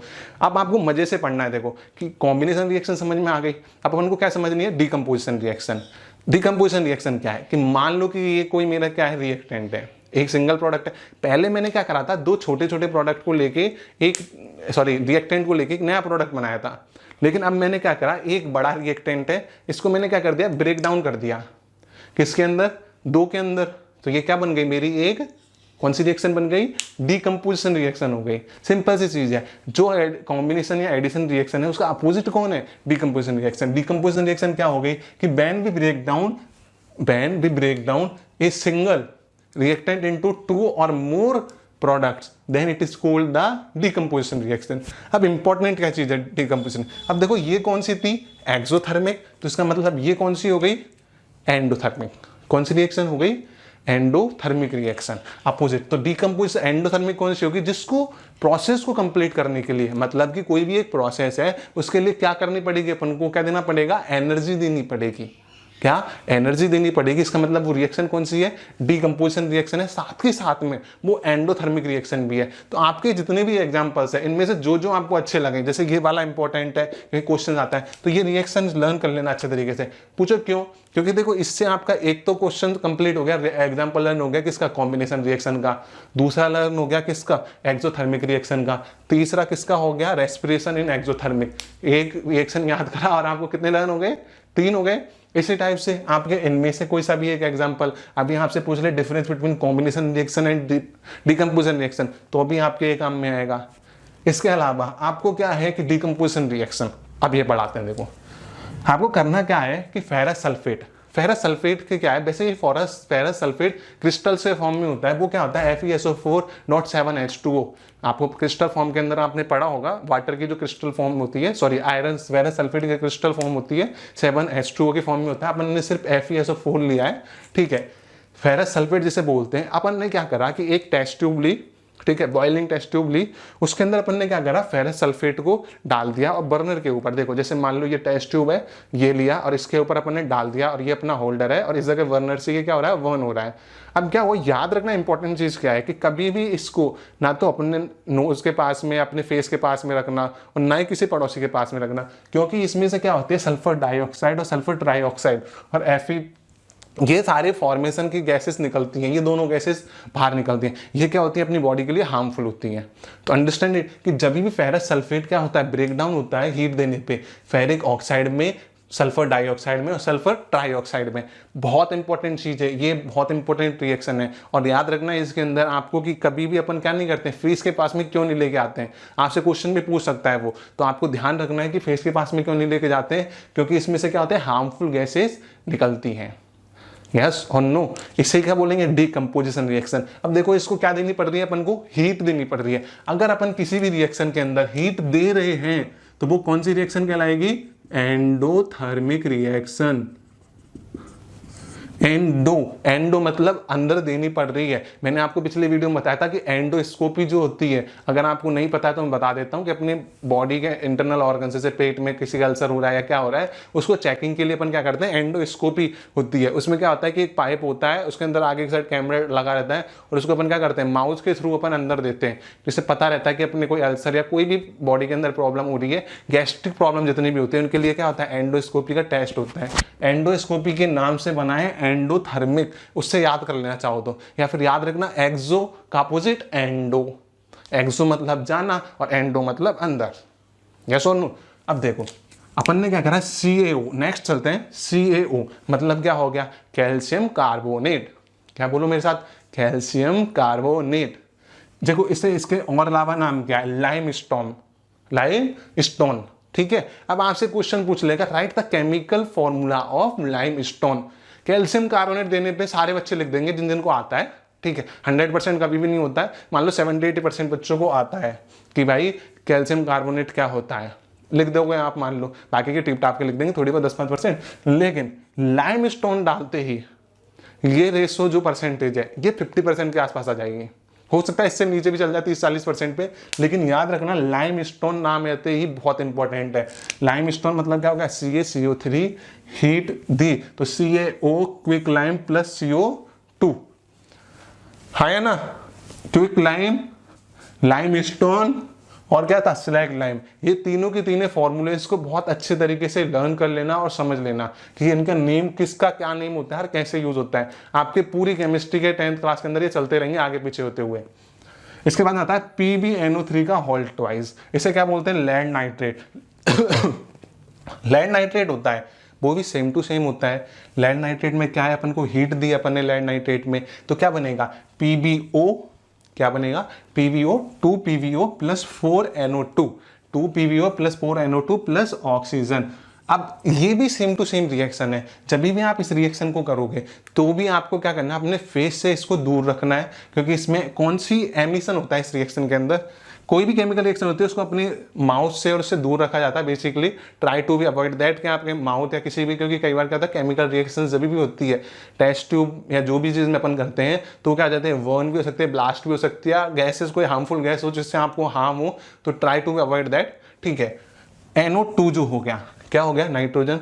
अब इसमें क्या होता है कि नाइट्रोजन डाइऑक्साइड का क्या होता है, एमिशन होता है। ये पूरी की पूरी जो रिएक्शन है इसको क्या किया गया है, बैलेंस्ड किया गया है। ये सारे के सारे रिएक्शंस को आपको कैसे बैलेंस करते हैं, अगर आपने पिछली वीडियो नहीं देखी है तो आप प्लेलिस्ट के अंदर जाके 60वीं गुरुकुल की, उसके अंदर जाके आप बिल्कुल हर चैप्टर को अच्छे तरीके से समझ सकते हैं विद कॉन्सेप्चुअली। यस और नो। अगर आपको प्लेलिस्ट के अंदर सारे के सारे 6th क्लास से लेकर 12th क्लास तक के आपके छोटे भाई बहन, बड़े जो भी फ्रेंड, सबको बताना है, ठीक है, ज़्यादा से ज़्यादा शेयर करना है। उससे क्या होगा कि आपको पता लगेगा, कॉन्सेप्चुअल तरीके से आप समझ लोगे। प्लेलिस्ट के अंदर हर चैप्टर की, हर क्लास की अपनी प्लेलिस्ट बनी है इंडिविजुअल, तो आप वहाँ पे जाके इजीली क्या कर सकते हो, रीड कर सकते हो। चलो अपन अपने टॉपिक पे आते हैं। देखो AgCl2 और AgBr, AgCl2 के ऊपर जब सनलाइट दी, देखो इन सब रिएक्शंस में क्या कॉमन है, इन सब रिएक्शन में अपन किसी ना किसी फॉर्म के अंदर क्या दे रहे हैं, हीट दे रहे हैं या एनर्जी दे रहे हैं, है या ना। अब देखो एक चीज मैं पहले बता देता हूँ, बाद में बताता।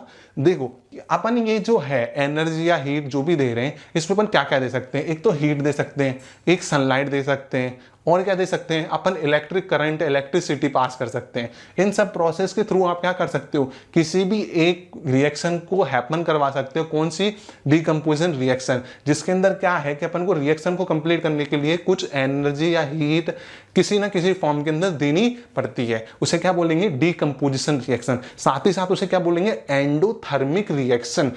जो हीट दे रहे हो उसे डिकम्पोजिशन रिएक्शन नहीं बोलते, लेकिन जो दे रहे हो उसे एंडोथर्मिक रिएक्शन जरूर बोलते हैं, याद रखना, ठीक है। अब देखो AgCl2 और AgBr, AgCl को सनलाइट की फॉर्म के अंदर 2Ag + Cl2 बना, AgBr equal to Ag + Br2। कोई प्रॉब्लम है क्या, नहीं है ना। अब देखो समझने की बात क्या है कि ये जो दोनों के दोनों फॉर्मूले हैं, Ag मतलब तो क्या हो गया आपका, सिल्वर। नाम बता देता हूं, इसे बोलेंगे सिल्वर क्लोराइड, इसे बोलेंगे सिल्वर ब्रोमाइड। सिल्वर ब्रोमाइड लिख लेना, सिल्वर क्लोराइड और सिल्वर ब्रोमाइड। आपसे क्वेश्चन पूछा जाता है कि आप जो फोटोकॉपी होती है, ब्लैक एंड व्हाइट फोटोकॉपी होती है, उसके अंदर अपन कौन कौन से कंपोनेंट, मॉलिक्यूल्स या थिंग्स को यूज किया जाता है। उसके अंदर अपन क्या करते हैं कि AgCl को सनलाइट के अंदर डालते हैं, उसे Ag + Cl2, जो आपकी जो फोटो होता है अपना फोटोग्राफी के अंदर, फोटोकॉपी नहीं फोटोग्राफी, फोटोग्राफी के अंदर जो आपके फोटो फॉर्मेशन होता है, आपने देखा होगा पासपोर्ट साइज फोटो आपकी बोर्ड के अंदर भी लगती है। इसके अलावा अपने फोटो फ्रेम्स और शादियों के जितने भी होते हैं, वो सारी की सारी जो प्रोसेस होती है, जो फोटो फॉर्मेशन होता है, वो कहते हैं ना कि भाई अभी फोटो तैयार नहीं है। तैयार होने का मतलब भी थोड़ी है कि आपके फोटो को सजा दयाएंगे, मेकअप करेंगे, उसका मतलब वो नहीं है। उसका मतलब वो यही है कि ये वाली प्रोसेस उसके अंदर कंप्लीट नहीं हुई है, ठीक है ना। ये सुनो, आपने देखा होगा वो तुरंत की तुरंत फोटो टूरिस्ट प्लेसेस पे देते हैं, तो वो क्या करते हैं, वो निकाल के और उसके अंदर ऐसे ऐसे ऐसे करते हैं, हिलाते हैं फोटो को। वो क्यों हिलाते हैं, क्योंकि जिससे वो प्रॉपर प्रोसेस हो सके, या धूप के अंदर रखते हैं। तो वो सारी की सारी प्रोसेस क्या है, यही है। तो उम्मीद है आपको ये अच्छी तरीके से समझ में आ जाओगा होगा कि कॉम्बिनेशन रिएक्शन क्या है, डिकम्पोजिशन रिएक्शन क्या है। देखो कॉम्बिनेशन रिएक्शन में आपको बताया था कि दो रिएक्टेंट्स, क्या कॉम्बिनेशन रिएक्शन के अंदर दो रिएक्टेंट्स मिलकर क्या बनाएंगे, एक सिंगल प्रोडक्ट बनेंगे। और डिकम्पोजिशन रिएक्शन में क्या होगा, ये प्रोडक्ट मतलब सिंपल एक रिएक्टेंट दो प्रोडक्ट के अंदर फॉर्मेशन होगा। अगर प्रोसेस के अंदर अपन को हीट दे रहे हैं अपन कंप्लीट कराने के लिए, तो वो डिकम्पोजिशन रिएक्शन है। और अगर हीट निकल रही है या एनर्जी निकल रही है, इसका मतलब वो क्या है, डिकम्पोजिशन रिएक्शन नहीं है, वो कॉम्बिनेशन रिएक्शन है। अगर प्रोसेस कंप्लीट होने के बाद में एनर्जी निकल रही है ना। इसके बाद में अपन पढ़ेंगे आगे के सेशन में, आने वाले जो भी सेशन है उनमें डिस्प्लेसमेंट रिएक्शन और डबल डिस्प्लेसमेंट रिएक्शन। और उसके अलावा क्या पढ़ेंगे अपन, रेडॉक्स रिएक्शन, कोरोजन और रेंसिडिटी। इसी के साथ में आपका चैप्टर 1 कंप्लीट हो जाएगा। तो इसलिए सारे के सारे सेशंस, अगर पीछे वाला छूट गया है तो उसको देखो, और अगर आगे वाले आपको जो भी हैं उनको भी अच्छी तरीके से कंप्लीटली समझो और करो। अगर आपको कोई भी डाउट हो तो कमेंट सेक्शन में जरूर बता देना। मिलते हैं अगली वीडियो में, तब तक के लिए धन्यवाद, जय हिंद। Hello students, welcome on digital learning platform of Sarpi Gurukul. Student, आज के सेशन में हम बात करेंगे डिस्प्लेसमेंट रिएक्शन और डबल डिस्प्लेसमेंट रिएक्शन के बारे में। देखो अब तक अपन कॉम्बिनेशन रिएक्शन और डिकम्पोजिशन रिएक्शन के बारे में पढ़ चुके हैं। अगर आपने वो चीज़ें वीडियो नहीं देखी हैं तो आप इस वीडियो के बाद में आराम से देख सकते हैं, आपको ये इजीली समझ में आ जाएगी। और इसके अलावा जितने भी पिछले टॉपिक हैं या फिर आने वाले टॉपिक हैं, सारी चीज़ों को आप प्लेलिस्ट में जाके हर चैप्टर के हर क्वेश्चंस को, मतलब जितने भी टॉपिक्स हैं उन सबको अच्छे तरीके से कॉन्सेप्चुअल तरीके से समझ के वो वीडियो देख सकते हैं। चलो अपन चालू करते हैं। अपना नाम क्या है आज के टॉपिक का, डिस्प्लेसमेंट रिएक्शन। देखो नाम से पता लग रहा है डिस्प्लेसमेंट क्या होता है, किसी एक को दूसरे से खसकाना या हटाना उसकी जगह पे। देखो डिस्प्लेसमेंट रिएक्शन है क्या, डिस्प्लेसमेंट रिएक्शन सिंपल सी एक ही चीज है कि कोई भी एक एलिमेंट क्या करेगा, दूसरे एलिमेंट को हटा देगा, मतलब क्या कर देगा, डिस्प्लेस कर देगा।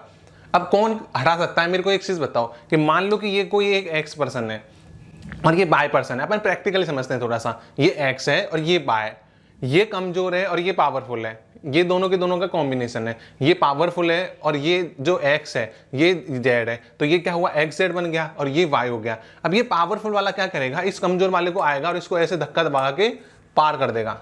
तो अब कॉम्बिनेशन किसका बन गया, रिएक्शन हो गई, उसके अंदर कौन बन गया, बाय जेड बन गया, और एक्स क्या हो गया, अलग हो गया। तो डिस्प्लेसमेंट रिएक्शन भी वही होती है कि एक more powerful element displaced another less powerful. अब पावरफुल का मतलब क्या हो गया, मोर रिएक्टिव एलिमेंट। आप क्या बोलोगे, मोर पावरफुल नहीं बोलोगे, यहां पर बोलोगे more reactive elements displaced another less reactive elements. The reaction in which more reactive elements displace less reactive element, that is called the displacement reaction। Simple सी बात है। अब देखो मैं आपको समझाता हूं थोड़ा सा, किस चीज से, इक्वेशन से। देखो आयरन प्लस CuSO4, जो अपना आयरन है, मान लो ये कोई क्या है, आयरन है, और ये कौन है अपना, बताओ, ये तो अपना क्या हो गया, CuSO4 हो गया, और ये कौन हो गया, अपना आयरन हो गया। जो आयरन है वो मोर रिएक्टिव है एज कंपेयर टू कॉपर। तो इसने क्या करा कि इसने आया और इसको पंच दिया, तो क्या हुआ, ये CuSO4 हट गया, दूर हो गया। तो अब कौन बना, आयरन और SO4। जो पावरफुल होगा, जो जीतेगा, वही तो क्या होगा, कॉम्बिनेशन बनाएगा। तो इसका मतलब क्या बन गया, FeSO4 प्लस Cu। यस और नो, क्या बना, FeSO4 प्लस Cu।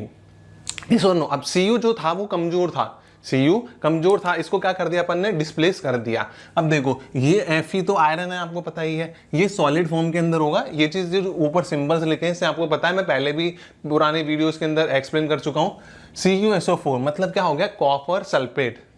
FeSO4 मतलब आयरन सल्फेट, और कॉपर Cu मतलब इंडिविजुअल कॉपर। अब देखो इंपॉर्टेंट चीज क्या है, मैं आपको एक प्रैक्टिकल फॉर्मेशन के अंदर समझाता हूँ कि कैसे होता है। अब वहां पे एक्चुअल में क्या होता है, ऐसे पंच मारता नहीं है, ठीक है ना। ये तो मैंने समझाने के लिए बताया है कि ये कोई दो अपने कॉम्बिनेशन है, इसको मोर पावरफुल आया, रिएक्टिव आया मतलब, और इसने क्या कर दिया, इसको अलग कर दिया। एक्चुअल में होता क्या है, अपन ने क्या करा है, एक नेल को किया, आयरन नेल को अपन ने क्या करा है, CuSO4 के सॉल्यूशन के अंदर डाल दिया।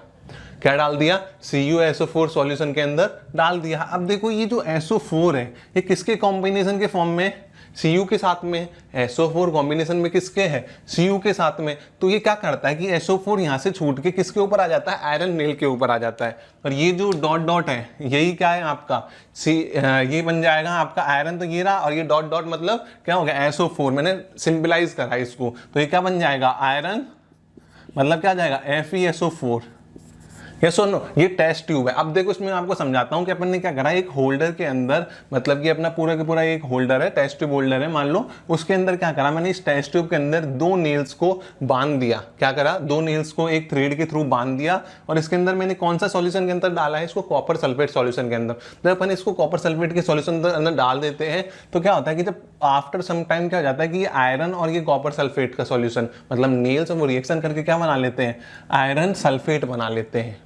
यस और नो। ये चीज उम्मीद है आपको अच्छे तरीके से समझ में आ गई होगी। नहीं समझ में आई तो वापस से आप रिप्ले करके देख सकते हो, ठीक है। सिंपल सी चीज है। डिस्प्लेसमेंट क्या है, एक को मोर रिएक्टिव लेस रिएक्टिव को भगा देता है। देखो इधर की side Zn plus CuSO4, Zn plus CuSO4। इसमें क्या है कि Zn मोर रिएक्टिव है। कौन मोर रिएक्टिव है, Zn क्या करता है, इस CuSO4 को वापस से पंच मारता है और वो भाग जाता है। क्या करता है, पंच मारता है और भाग जाता है। अपना क्या हो गया, ZnSO4 plus Cu। Same to same displacement reaction हो गई। कोई डाउट है क्या, नहीं है ना। बस Pb प्लस CuCl2 मतलब क्या हो गया, कॉपर क्लोराइड। जब लेड भी क्या है, मोर पावरफुल है एज कंपेयर टू कॉपर। अब इसने लेड ने क्या करा, इसको पंच मारा। क्या करा, लेड ने मतलब Pb ने इसको पंच मारा, तो क्या हुआ, ये Cl2 को छोड़ के भाग गया।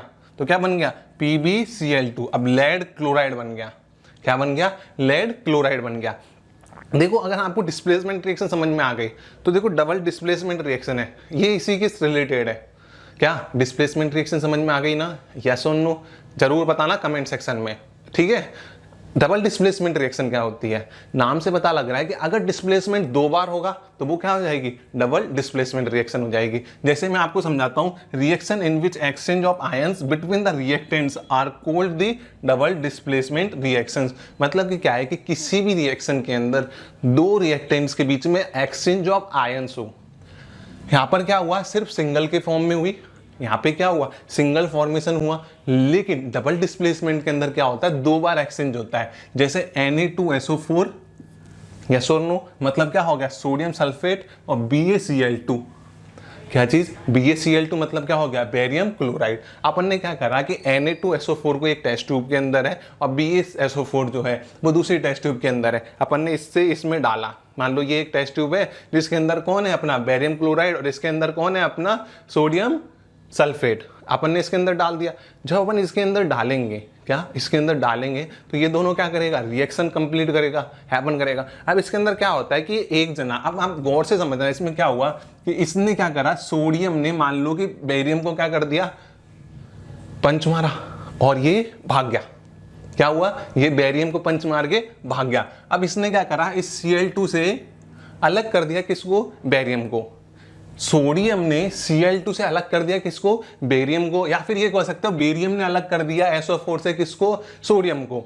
अब क्या हुआ कि ये इसने अगर अलग करा तो ये SO4 से मिलकर क्या बनाएगा, BaSO4, वो क्या है, बेरियम सल्फेट। अब बचा कौन, Na। अब Na ढूंढ रहा है कि भाई ये तो कोई क्या हुआ, मैं तो अकेला हो गया, मैं अकेला हो गया। इधर की साइड कौन अकेला हो गया, क्लोरीन अकेला हो गया। तो अब क्लोरीन ने कहा कि भाई मैं भी अकेला, और सोडियम ने कहा भाई मैं भी अकेला। तो उन्होंने कहा अपन दोनों क्या कर लेते हैं, पार्टनरशिप कर लेते हैं। क्या, पार्टनरशिप कर लेते हैं। अब पार्टनरशिप करी तो ये सोडियम है और ये क्लोरीन है। सोडियम और क्लोरीन दोनों मिलकर पार्टनरशिप करेंगे तो क्या बनेगा, सोडियम क्लोराइड। सिंपल सी बात है ना, Na और Cl मिलकर क्या बना लिया, NaCl। सिंपल सी चीज है। और इधर की साइड Ba और SO4 ने मिलकर क्या बना लिया, BaSO4। हाँ या ना। अब देखो बस यही है कि BaSO4 और NaCl एक्सचेंज ऑफ आयंस हुआ। यहाँ पर दो जगह एक्सचेंज ऑफ आयंस हुआ, यहाँ पर सिर्फ सिंगल जगह एक्सचेंज ऑफ आयंस हुआ, इसलिए तो ये डिस्प्लेसमेंट रिएक्शन है। जबकि ये कौन सी है, डबल डिस्प्लेसमेंट रिएक्शन है। इसका यही रीजन है कि इसे डबल डिस्प्लेसमेंट रिएक्शन बोलते हैं और क्यों इसको बनाने की जरूरत पड़ी। लेकिन इस रिएक्शन के अंदर एक इंपॉर्टेंट चीज है, वो क्या है कि जब अपन, क्या होता है कि जब सोडियम सल्फेट और बेरियम क्लोराइड दोनों के दोनों रिएक्शन करके जो फॉर्मेशन करते हैं, मतलब BaSO4 और NaCl, सोडियम क्लोराइड और बेरियम सल्फेट बनाते हैं, तो ये दोनों पूरी रिएक्शन करने के बाद में एक नीचे की साइड में प्रेसिपिटेट बन जाता है। क्या बन जाता है, प्रेसिपिटेट बन जाता है। तो इसी प्रेसिपिटेट बनने के कारण उसे क्या बोलते हैं, प्रेसिपिटेशन रिएक्शन बोलते हैं। बच्चे अक्सर कंफ्यूज रहते हैं कि व्हाट इज प्रेसिपिटेशन रिएक्शन। बच्चों के क्वेश्चन में पूछा जाता है, या तो हाफ ईयरली में या फाइनल ईयर में या फिर कोई भी रैंडमली किसी भी एग्जाम में होता है, तो प्रेसिपिटेशन रिएक्शन पूछा जाता है और बच्चों को खुद को ही नहीं पता होता, या फिर आपसे पूछ लेगा right the which type of reaction here. तो बच्चों को ये तो पता रहता है कि डबल डिस्प्लेसमेंट रिएक्शन है, लेकिन क्या है कि वो प्रेसिपिटेशन रिएक्शन है या नहीं है। इस चीज को अपन कैसे डिसाइड करेंगे कि अगर किसी रिएक्शन के अंदर क्या बन रहा है, प्रेसिपिटेट बन रहा है, तो उसे कौन सी रिएक्शन बोलेंगे, precipitation reaction. The reaction in which precipitate is form after the reaction in with product, that is known as the precipitation reaction. यहां तक आपकी क्या हो जाती है, डिस्प्लेसमेंट और डबल डिस्प्लेसमेंट दोनों रिएक्शन की कॉन्सेप्चुअल तरीके से, अच्छे तरीके से दोनों कंप्लीट हो जाते हैं। इससे पहले आप कॉम्बिनेशन रिएक्शन और कॉम्बिनेशन केमिकल रिएक्शन और डिकम्पोजिशन रिएक्शन अच्छे तरीके से पढ़ चुके हो। यस और नो? अगर नहीं पढ़ा है तो वहां पे जाके देख लो। और साथ में ये जो इक्वेशंस हैं इनको क्या करा है, एक बैलेंस तरीके से सेट किया गया है। हाँ या ना, ये बैलेंस है, इसलिए मैंने आपको कहा था बैलेंस्ड केमिकल रिएक्शन बहुत इंपॉर्टेंट टॉपिक है जिसको आपको पढ़ना आना चाहिए। आप उसकी प्रैक्टिस ज़्यादा इधर मत करो। मैंने देखा बच्चे इस कोचिंग के, उस कोचिंग के, इस टीचर के, उस टीचर के, ऐसे नोट्स मत लगाओ। बेमतलब पागल क्यों हो रहे हो? एनसीईआरटी की जितनी रिएक्शन है उनको चेक करो कि बैलेंस है कि नहीं है। आप कुछ भी पढ़ रहे हो, डिस्प्लेसमेंट रिएक्शन पढ़ रहे हो, डबल डिस्प्लेसमेंट रिएक्शन पढ़ रहे हो, मैंने ये रिएक्शन लिख दिया, आप चेक करो ये बैलेंस है कि नहीं है। बैलेंस है तो अच्छी बात है, नहीं है तो बैलेंस कर लो।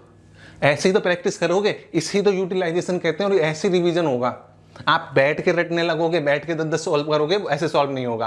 अब आगे के सेशन में अपन बात करेंगे रेडॉक्स रिएक्शन के बारे में और किसके बारे में, मोस्ट इंपॉर्टेंट टॉपिक और कौन सा रह गया, एक तो रेडॉक्स रह गया और एक कोरोजन और रेंसिडिटी रह गया। ठीक है, मिलते हैं अगले सेशन में, तब तक के लिए धन्यवाद, जय हिंद। Hello students, welcome on digital learning platform of Sarfi Gurukul. Student, आज के सेशन में हम बात करेंगे रेडॉक्स रिएक्शन के बारे में। जो रेडॉक्स रिएक्शन होती है बेसिकली ये होती क्या है। देखो, जो रेडॉक्स रिएक्शन है जो है ये बेसिकली दो टर्म की रिएक्शन से मिलकर बनी है। एक तो रिडक्शन और दूसरा क्या हो गया, ऑक्सीडेशन।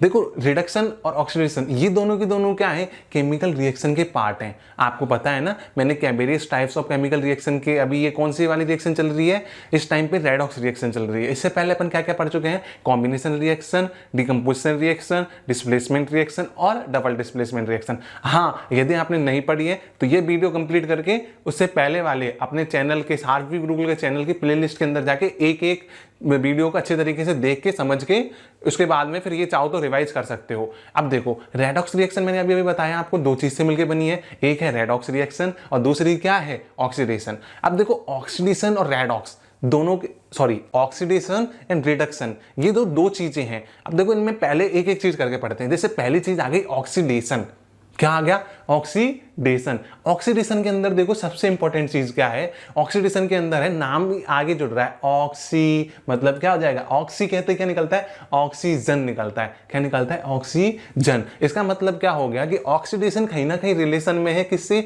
ऑक्सीजन से। अब आपको दो चीज इंपॉर्टेंट है जो याद रखनी है कि रेडॉक्स रिएक्शन, ऑक्सीडेशन रिएक्शन या रिडक्शन रिएक्शन, इनके अंदर दो चीजें सबसे इंपॉर्टेंट होती है, एक तो O2 का रोल और दूसरा होता है H2 का रोल। मतलब क्या हो गया, O2 मतलब तो हो गया ऑक्सीजन और H2 मतलब हो गया हाइड्रोजन। क्या, वापस बोलो, O2 मतलब तो क्या हो गया, ऑक्सीजन और H2 मतलब क्या हो गया, हाइड्रोजन। अब देखो इंपॉर्टेंट चीज क्या, ऑक्सीडेशन मतलब क्या हो गया, ऑक्सीजन का ऐड होना। यस और नो। अब आप दो चीज याद रखो, इधर ऑक्सीजन इधर हाइड्रोजन। अगर आपको ये चीज समझ में आ गई तो बिल्कुल कंफ्यूज होने की जरूरत नहीं है, मैं आपको बिल्कुल अच्छे तरीके से समझाता हूं। देखो ऑक्सीजन का तो ऐड होना और हाइड्रोजन का बाहर निकलना। मतलब तो क्या हुआ कि in a reaction when oxygen is added and hydrogen is reduced then it is called as the oxidation reaction. क्या, then it is called the oxidation reaction. Yes और नो। सिमिलरली अगर ये की यही क्या हो कि अगर ऑक्सीजन तो क्या हो, बाहर निकले और हाइड्रोजन का क्या हो, एडिशन हो, तो इसका मतलब क्या हो जाएगा, यस बिल्कुल सही, रिडक्शन रिएक्शन। तो रिडक्शन रिएक्शन क्या हो जाएगी, ए रिएक्शन इन विच या the reaction in which hydrogen is added and oxygen is reduced then it is called as the reduction reaction. Yes और नो, यहां तक समझ में आया। जैसे मैं आपको एग्जांपल समझाता हूं, देखो Cu प्लस O2 हीट और CuO। देखो यहां समझने की बात क्या है कि इसके अंदर देखो कॉपर था और ऑक्सीजन ने क्या हुई, रिएक्शन करके CuO बना दिया। अरे सर इसके अंदर क्या है, देखो समझने की बहुत इंपॉर्टेंट चीज है। यहां पर कॉपर क्या था, अकेला था, ये ऑक्सीजन हो गई। अब जब अपने इसको हीट दी कॉपर को और ऑक्सीजन को, तो क्या हुआ कि ये जो ऑक्सीजन है, ये ऑक्सीजन जो है ये क्या हो गया, कॉपर से साथ में क्या मिल गया। क्या इसका मतलब क्या हुआ कि मान लो ये कॉपर था और ये ऑक्सीजन था, दोनों ने मिल गए। यस और नो। तो क्या इस कॉपर के पास में पहले ऑक्सीजन था, नहीं था, अब इसके पास में ऑक्सीजन आ गया, हाँ जी आ गया। अभी अभी मैंने क्या बताया था, ऑक्सीजन का ऐड होना या जुड़ना क्या कहलाएगा, ऑक्सीडेशन रिएक्शन कहलाएगा। यस और नो। अगर ये ऑक्सीजन ऐड होने की जगह अगर रिड्यूस हो जाता, मान लो ये CuO है, इसमें से अगर ऑक्सीजन क्या हो जाता, रिड्यूस हो जाता, क्या हो जाता, ऑक्सीजन इसमें से हट जाता, रिड्यूस हो जाता, तो इसका मतलब ये कौन सी रिएक्शन कहलाती, वेरी गुड, रिडक्शन रिएक्शन कहलाती सर। तो ये अपने ऑक्सीडेशन रिएक्शन का एग्जांपल आ गया ना। देखो ऑक्सीडेशन रिएक्शन। सिमिलरली आप रिडक्शन का भी कर सकते हो। अब देखो, अब ये बात आती है रेडॉक्स रिएक्शन की। अभी अभी मैंने आपको बताया कि ऑक्सीजन का तो ऐड होना और क्या हाइड्रोजन का निकलना क्या कहलाएगा, ऑक्सीडेशन रिएक्शन। सिमिलरली हाइड्रोजन का तो ऐड होना और ऑक्सीजन का बाहर निकलना या रिड्यूस होना, उसे क्या बोलेंगे, रिडक्शन रिएक्शन। अब अगर मान लो कि a reaction in which oxidation and reduction both happen simultaneously then it is known as the redox reaction. Similarly देखो रेडॉक्स मिलके क्या बना है, देखो रेडॉक्स है ये, देखो रेड मतलब तो क्या हो गया, रिडक्शन, क्या हो गया, रिडक्शन, और ऑक्स मतलब क्या हो गया, ऑक्सीडेशन। मजा आया कि नहीं आया, रेड मतलब रिडक्शन और ऑक्स मतलब ऑक्सीडेशन, दोनों ने मिलकर क्या बना लिया, रेडॉक्स। यस और नो। इसके आगे क्या लगा दो, रिएक्शन लगा दो अपनी, बस सिंपल सा इतना सा ही खेल है पूरा पूरा। अब देखो अपन रेडॉक्स रिएक्शन क्या है, CuO प्लस H2 हीट लग के क्या बना है, Cu प्लस H2O। ये क्या हो गया, रेडॉक्स रिएक्शन होंगे। अब बताओ सर ये रेडॉक्स रिएक्शन हुई कैसे। देखो रेडॉक्स रिएक्शन कैसे हुई कि ये कॉपर भैया थे, इनके साथ में ऑक्सीजन थे। क्या, कॉपर भैया के साथ में ऑक्सीजन था, इधर की साइड दूसरे कौन थे, हाइड्रोजन अंकल थे। अब क्या हुआ कि इन कॉपर जो अंकल हैं, ठीक है, सॉरी कॉपर तो भैया थे, हाइड्रोजन थे अंकल। तो देखो कॉपर जो भैया हैं, इनको इस हाइड्रोजन अंकल ने क्या कहा, ऑक्सीजन को कहा कि आप मेरे पास में आ जाओ। जैसे अंकल होते हैं ना, इधर की साइड आ, सिमिलरली केस है। अंकल ने क्या कहा कि ऑक्सीजन इधर आओ। ऑक्सीजन क्या हो गया, हाइड्रोजन के पास में चला गया। इसका मतलब क्या हो गया, तो ये तो क्या हो गया, हाइड्रोजन के साथ में तो क्या हुआ, ऑक्सीजन जुड़ गया। अब एक बहुत इंपॉर्टेंट समझने की चीज है कि कॉपर के साथ में ऑक्सीजन था। यहां पर समझने की बात है, कॉपर के पास में कौन था, ऑक्सीजन था, लेकिन बाद में प्रोसेस होने के एंड में उसके पास में ऑक्सीजन नहीं है। मतलब उससे ऑक्सीजन क्या हो गया, दूर चला गया, मतलब उससे ऑक्सीजन रिड्यूस हो गया। रिड्यूस होने के कारण कौन सी रिएक्शन हो गई बताओ, वेरी गुड, रिडक्शन रिएक्शन हो गई। देखो कॉपर का तो क्या हो गया, रिडक्शन हो गया, हुआ कि नहीं हुआ। अब देखो हाइड्रोजन जो है, हाइड्रोजन के साथ में ऑक्सीजन आई, हाइड्रोजन अंकल ने क्या कहा, ऑक्सीजन इधर आओ। ऑक्सीजन क्या हुआ, हाइड्रोजन के साथ में मिल गई। इसका मतलब क्या हो गया, वो ऑक्सीडेशन रिएक्शन हो गई। समझ में आया। अब देखो ये पूरी की पूरी रिएक्शन के अंदर क्या हुआ, ऑक्सीडेशन भी हुआ। देखो ये तो रिडक्शन भी हुआ और ये ऑक्सीडेशन भी हुआ। इसका मतलब रिएक्शन के अंदर ऑक्सीडेशन भी हुआ और रिडक्शन भी हुआ, दोनों हो गए। और दोनों हो गए इसका मतलब क्या हो गया, रेडॉक्स रिएक्शन हो गई। बस यही चीज समझने की है। अगर आपने ये चीज समझ ली तो समझो मजा आ गया। एक बार में आपका क्या हो जाएगा, क्वेश्चन ऐसे सही होगा, ऐसे चुटकियों में। स्टूडेंट अब अपन बात करेंगे ऑक्सीडाइजिंग एजेंट और रिड्यूसिंग एजेंट के बारे में। देखो जो ऑक्सीडाइजिंग एजेंट क्या होता है वो मैं बताता हूं। Oxidising agent, the substance which gets reduced is the oxidising agent. मतलब कि ऐसा सब्सटेंस जो क्या होता है, रिड्यूस होता है, उसे क्या बोलेंगे, ऑक्सीडाइजिंग एजेंट बोलेंगे। और देखो जो रिड्यूसिंग एजेंट होता है, रिड्यूसिंग एजेंट क्या होता है कि the substance which gets oxidise is the reducing agent. कहने का मतलब क्या है कि वो सब्सटेंस जो क्या हुआ, ऑक्सीडाइज्ड हुआ, वो तो क्या कहलाएगा, रिड्यूसिंग एजेंट। और वो सब्सटेंस जो क्या हुआ, रिड्यूस्ड हुआ, वो क्या कहलाएगा, क्या कहलाएगा, ऑक्सीडाइजिंग एजेंट। अंडरस्टैंड इट कि देखो जो ऑक्सीडाइज्ड हुआ वो तो क्या कहलाएगा, रिड्यूसिंग एजेंट, और जो क्या हुआ, रिड्यूस हुआ, वो क्या कहलाएगा, ऑक्सीडाइजिंग एजेंट। Understand it. कोई डाउट है, नहीं है ना? अगर हो तो कमेंट सेक्शन में बता देना। देखो मैं आपको एक एग्जांपल बताता हूं शानदार सा। देखो ZnO plus C equal to heat Zn plus CO। मतलब ये तो क्या हो गया, कार्बन, बोलते जाओ क्या होगा, कार्बन मोनो ऑक्साइड। यस और नो। अब देखो यहां पर ये ZnO जो है, क्या ZnO है, इसके अंदर क्या हुआ, Zn के साथ में कौन था, अपना ऑक्सीजन भैया। ये क्या हुआ, जब Zn के साथ में ऑक्सीजन था और लेकिन यहां पर आके क्या हो गया, Zn से ऑक्सीजन अलग हो गया। क्या हो गया, अलग हो गया। और मैंने आपको बताया था कि अगर ऑक्सीजन अलग होता है तो उसे क्या बोलेंगे, क्या बोलेंगे, रिडक्शन बोलेंगे अपन। अगर ऑक्सीजन अलग हो रहा है तो रिडक्शन कहलाएगा। अब आपको बताया था अभी मैंने कि अगर रिड्यूस होगा, क्या होगा, अगर रिड्यूस होगा तो वो क्या कहलाएगा, ऑक्सीडाइजिंग एजेंट। अभी मैंने आपको पढ़ाया, रिड्यूस हो गया मतलब क्या हो गया, ऑक्सीडाइजिंग एजेंट। देखो ZnO क्या हो गया, ऑक्सीडाइजिंग एजेंट हो गया, ठीक है। और C जो है इसके साथ में क्या हुआ, ऑक्सीजन कार्बन के साथ में ऐड हो गया। और ऑक्सीजन का ऐड होना क्या था, क्या था बताओ, ऑक्सीडेशन। और ऑक्सीडेशन अगर हो रहा है, देखो ऑक्सीडाइज हो रहा है कार्बन, इसका मतलब वो कौन है, रिड्यूसिंग एजेंट। तो देखो कार्बन तो क्या हो गया, अपना रिड्यूसिंग एजेंट, और ZnO क्या हो गया, अपना ऑक्सीडाइजिंग एजेंट। इसी टाइप से आपके पेपर के अंदर वो क्या करता है कि आपको क्वेश्चन में पूछ लेता है कि which of the following is a oxidising agent और रिड्यूसिंग एजेंट। इस टाइप से अलग अलग टाइप में क्या होते हैं, क्वेश्चंस पूछे जा सकते हैं, ठीक है। इस टाइप से आपको कोई भी क्वेश्चन होगा आप उसको इजीली ऐसे चुटकियों में सॉल्व कर लोगे। अगले सेशन में अपन बात करेंगे कोरोजन और रेंसिडिटी के बारे में, ठीक है। अगर कोई भी डाउट हो तो कमेंट सेक्शन में जाके अच्छे तरीके से कमेंट लिख देना, मैं आपको पर्सनली जवाब दूंगा, ठीक है। मिलते हैं अगली वीडियो में, तब तक के लिए धन्यवाद, जय हिंद।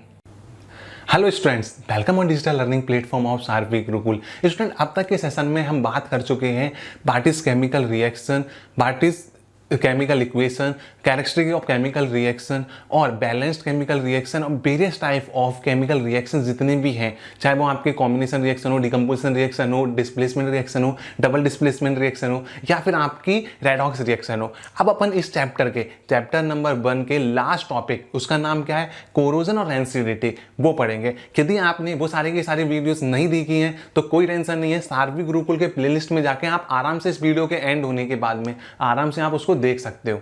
यस और नो। अब अपन चालू करते हैं अपना आज का टॉपिक, उसका नाम है कोरोजन। देखो कोरोजन होता क्या है, पहले अपन ये रीड करते हैं, उसके बाद फिर मैं आपको शानदार तरीके से एक्सप्लेन करता हूं। Corrosion is the process in which metals are eaten up gradually by action of air, moisture और a chemical such as an acid on their surface. ठीक है, अब देखो सिंपल सी चीज क्या है कि कोरोजन क्या है, एक प्रोसेस है। देखो ध्यान से सुनना, कोरोजन क्या है, एक प्रोसेस है इन विच मेटल्स। अब सबसे इंपॉर्टेंट चीज क्या है कि कोरोजन किसके अंदर होता है, मेटल्स के अंदर होता है। किसके अंदर होता है, मेटल्स के अंदर होता है। जिसमें कोई भी कोरोजन होगा या कोरोड कोई भी 3 मेटल होगी तो उसके लिए इंपॉर्टेंट चीज क्या है, पहली इंपॉर्टेंट चीज जो है वो क्या है, एक तो मेटल होनी चाहिए, दूसरी चीज एक्शन होगा किसका, एयर का। किसका, मेटल के ऊपर एक्शन होगा किसका, एयर का, मॉइस्चर का, और तीसरी इंपॉर्टेंट चीज है जो क्या है, एसिड का। अब ये क्या क्या चीजें हैं देखो, एयर क्या हो गई, एक्शन ऑफ एयर। एयर के अंदर क्या होता है, अपने बहुत सारे ऐसे पार्टिकल्स जैसे ऑक्सीजन हो गया या फिर जितनी भी सारी चीजें हैं वो सारी की सारी किसके अंदर प्रेजेंट होती है, एयर के अंदर होती है। मॉइस्चर के अंदर भी वाटर ड्रॉपलेट्स होती हैं जो पूरी की पूरी किसी भी प्रोसेस के कोरोजन को कंप्लीट होने के लिए क्या करते हैं, एक इंपॉर्टेंट फैक्टर का वर्क करते हैं। यस और नो। तो कोरोजन होने के लिए सबसे इंपॉर्टेंट चीज क्या है कि वो मेटल्स के ऊपर होते हैं और किसके एक्शन के कारण होते हैं, एयर के एक्शन के कारण होते हैं, मॉइस्चर के एक्शन के कारण होते हैं, और तीसरी चीज किसी भी टाइप के एसिड्स के कारण। आप कहोगे कि सर अपने एटमॉस्फेयर के अंदर एसिड कहां से आएगा, देखा होगा आपने, नाम सुना होगा एसिड रेन, सुना है कि नहीं सुना। देखो आपने जितने भी ये अपनी फैक्ट्रीज का और बाइक्स का या फिर व्हीकल्स का जितनी भी आपके धुआं निकलता है, ठीक है, इसके कारण क्या होता है, एसिड रेन होती है। आपको पता होगा SO2, NO2, SO3, socks Knox इसे बोलते हैं बेसिकली, और बहुत सारी हार्मफुल गैसेस होती हैं। ये सारी की सारी गैसेस क्या होती हैं, ये एयर और मॉइस्चर के अंदर जो प्रेजेंट है इनकी फॉर्म बना के क्या बना लेते हैं, केमिकल भी बना लेते हैं। जैसे अपने एसिड्स बना लिया या फिर कोई अदर टाइप का केमिकल बना लिया, वो केमिकल क्या करता है, जब इन मेटल के कांटेक्ट में आता है तो क्या करता है, उस मेटल का कोरोजन कर देता है। क्या कर देता है, उस मेटल का कोरोजन कर देता है। उसी को क्या बोलते हैं अपन, कोरोजन बोलते हैं। कोरोजन क्या हो गई, प्रोसेस हो गई। अब दूसरी इंपॉर्टेंट चीज क्या है कि जो कोरोजन है caused mainly by the oxidation of metals of oxygen of air। जो कोरोजन होता है वो बेसिकली किसके कारण होता है कि कोई भी एक मेटल है उसके ऑक्सीडेशन किसके कारण होगा, जो एयर प्रेजेंट, ऑक्सीजन की मतलब सॉरी एयर के अंदर जो ऑक्सीजन प्रेजेंट है उसके कारण क्या होगा, आपका कोरोजन होगा। वापस बोलो, ऑक्सीजन प्रेजेंट इन एयर, उसके कारण क्या होता है, कोरोजन की प्रोसेस हैपन होती है। मैंने अभी आपको बताया था ना कि air, action of air, air के अंदर कौन है, ऑक्सीजन है। अब एक इंपॉर्टेंट चीज क्या है कि जो रस्टिंग जो होती है अपनी, वो एक इंपॉर्टेंट टाइप ऑफ कोरोजन है। कोरोजन के अंदर मोस्ट ऑफ द स्टूडेंट के लिए कोरोजन मतलब रस्टिंग ही होता है कि नहीं होता है, अपन कोरोजन को ही रस्टिंग मानते हैं। देखो rusting is a part of corrosion, not corrosion is part of rusting. याद रखना, बच्चे गलत करते हैं।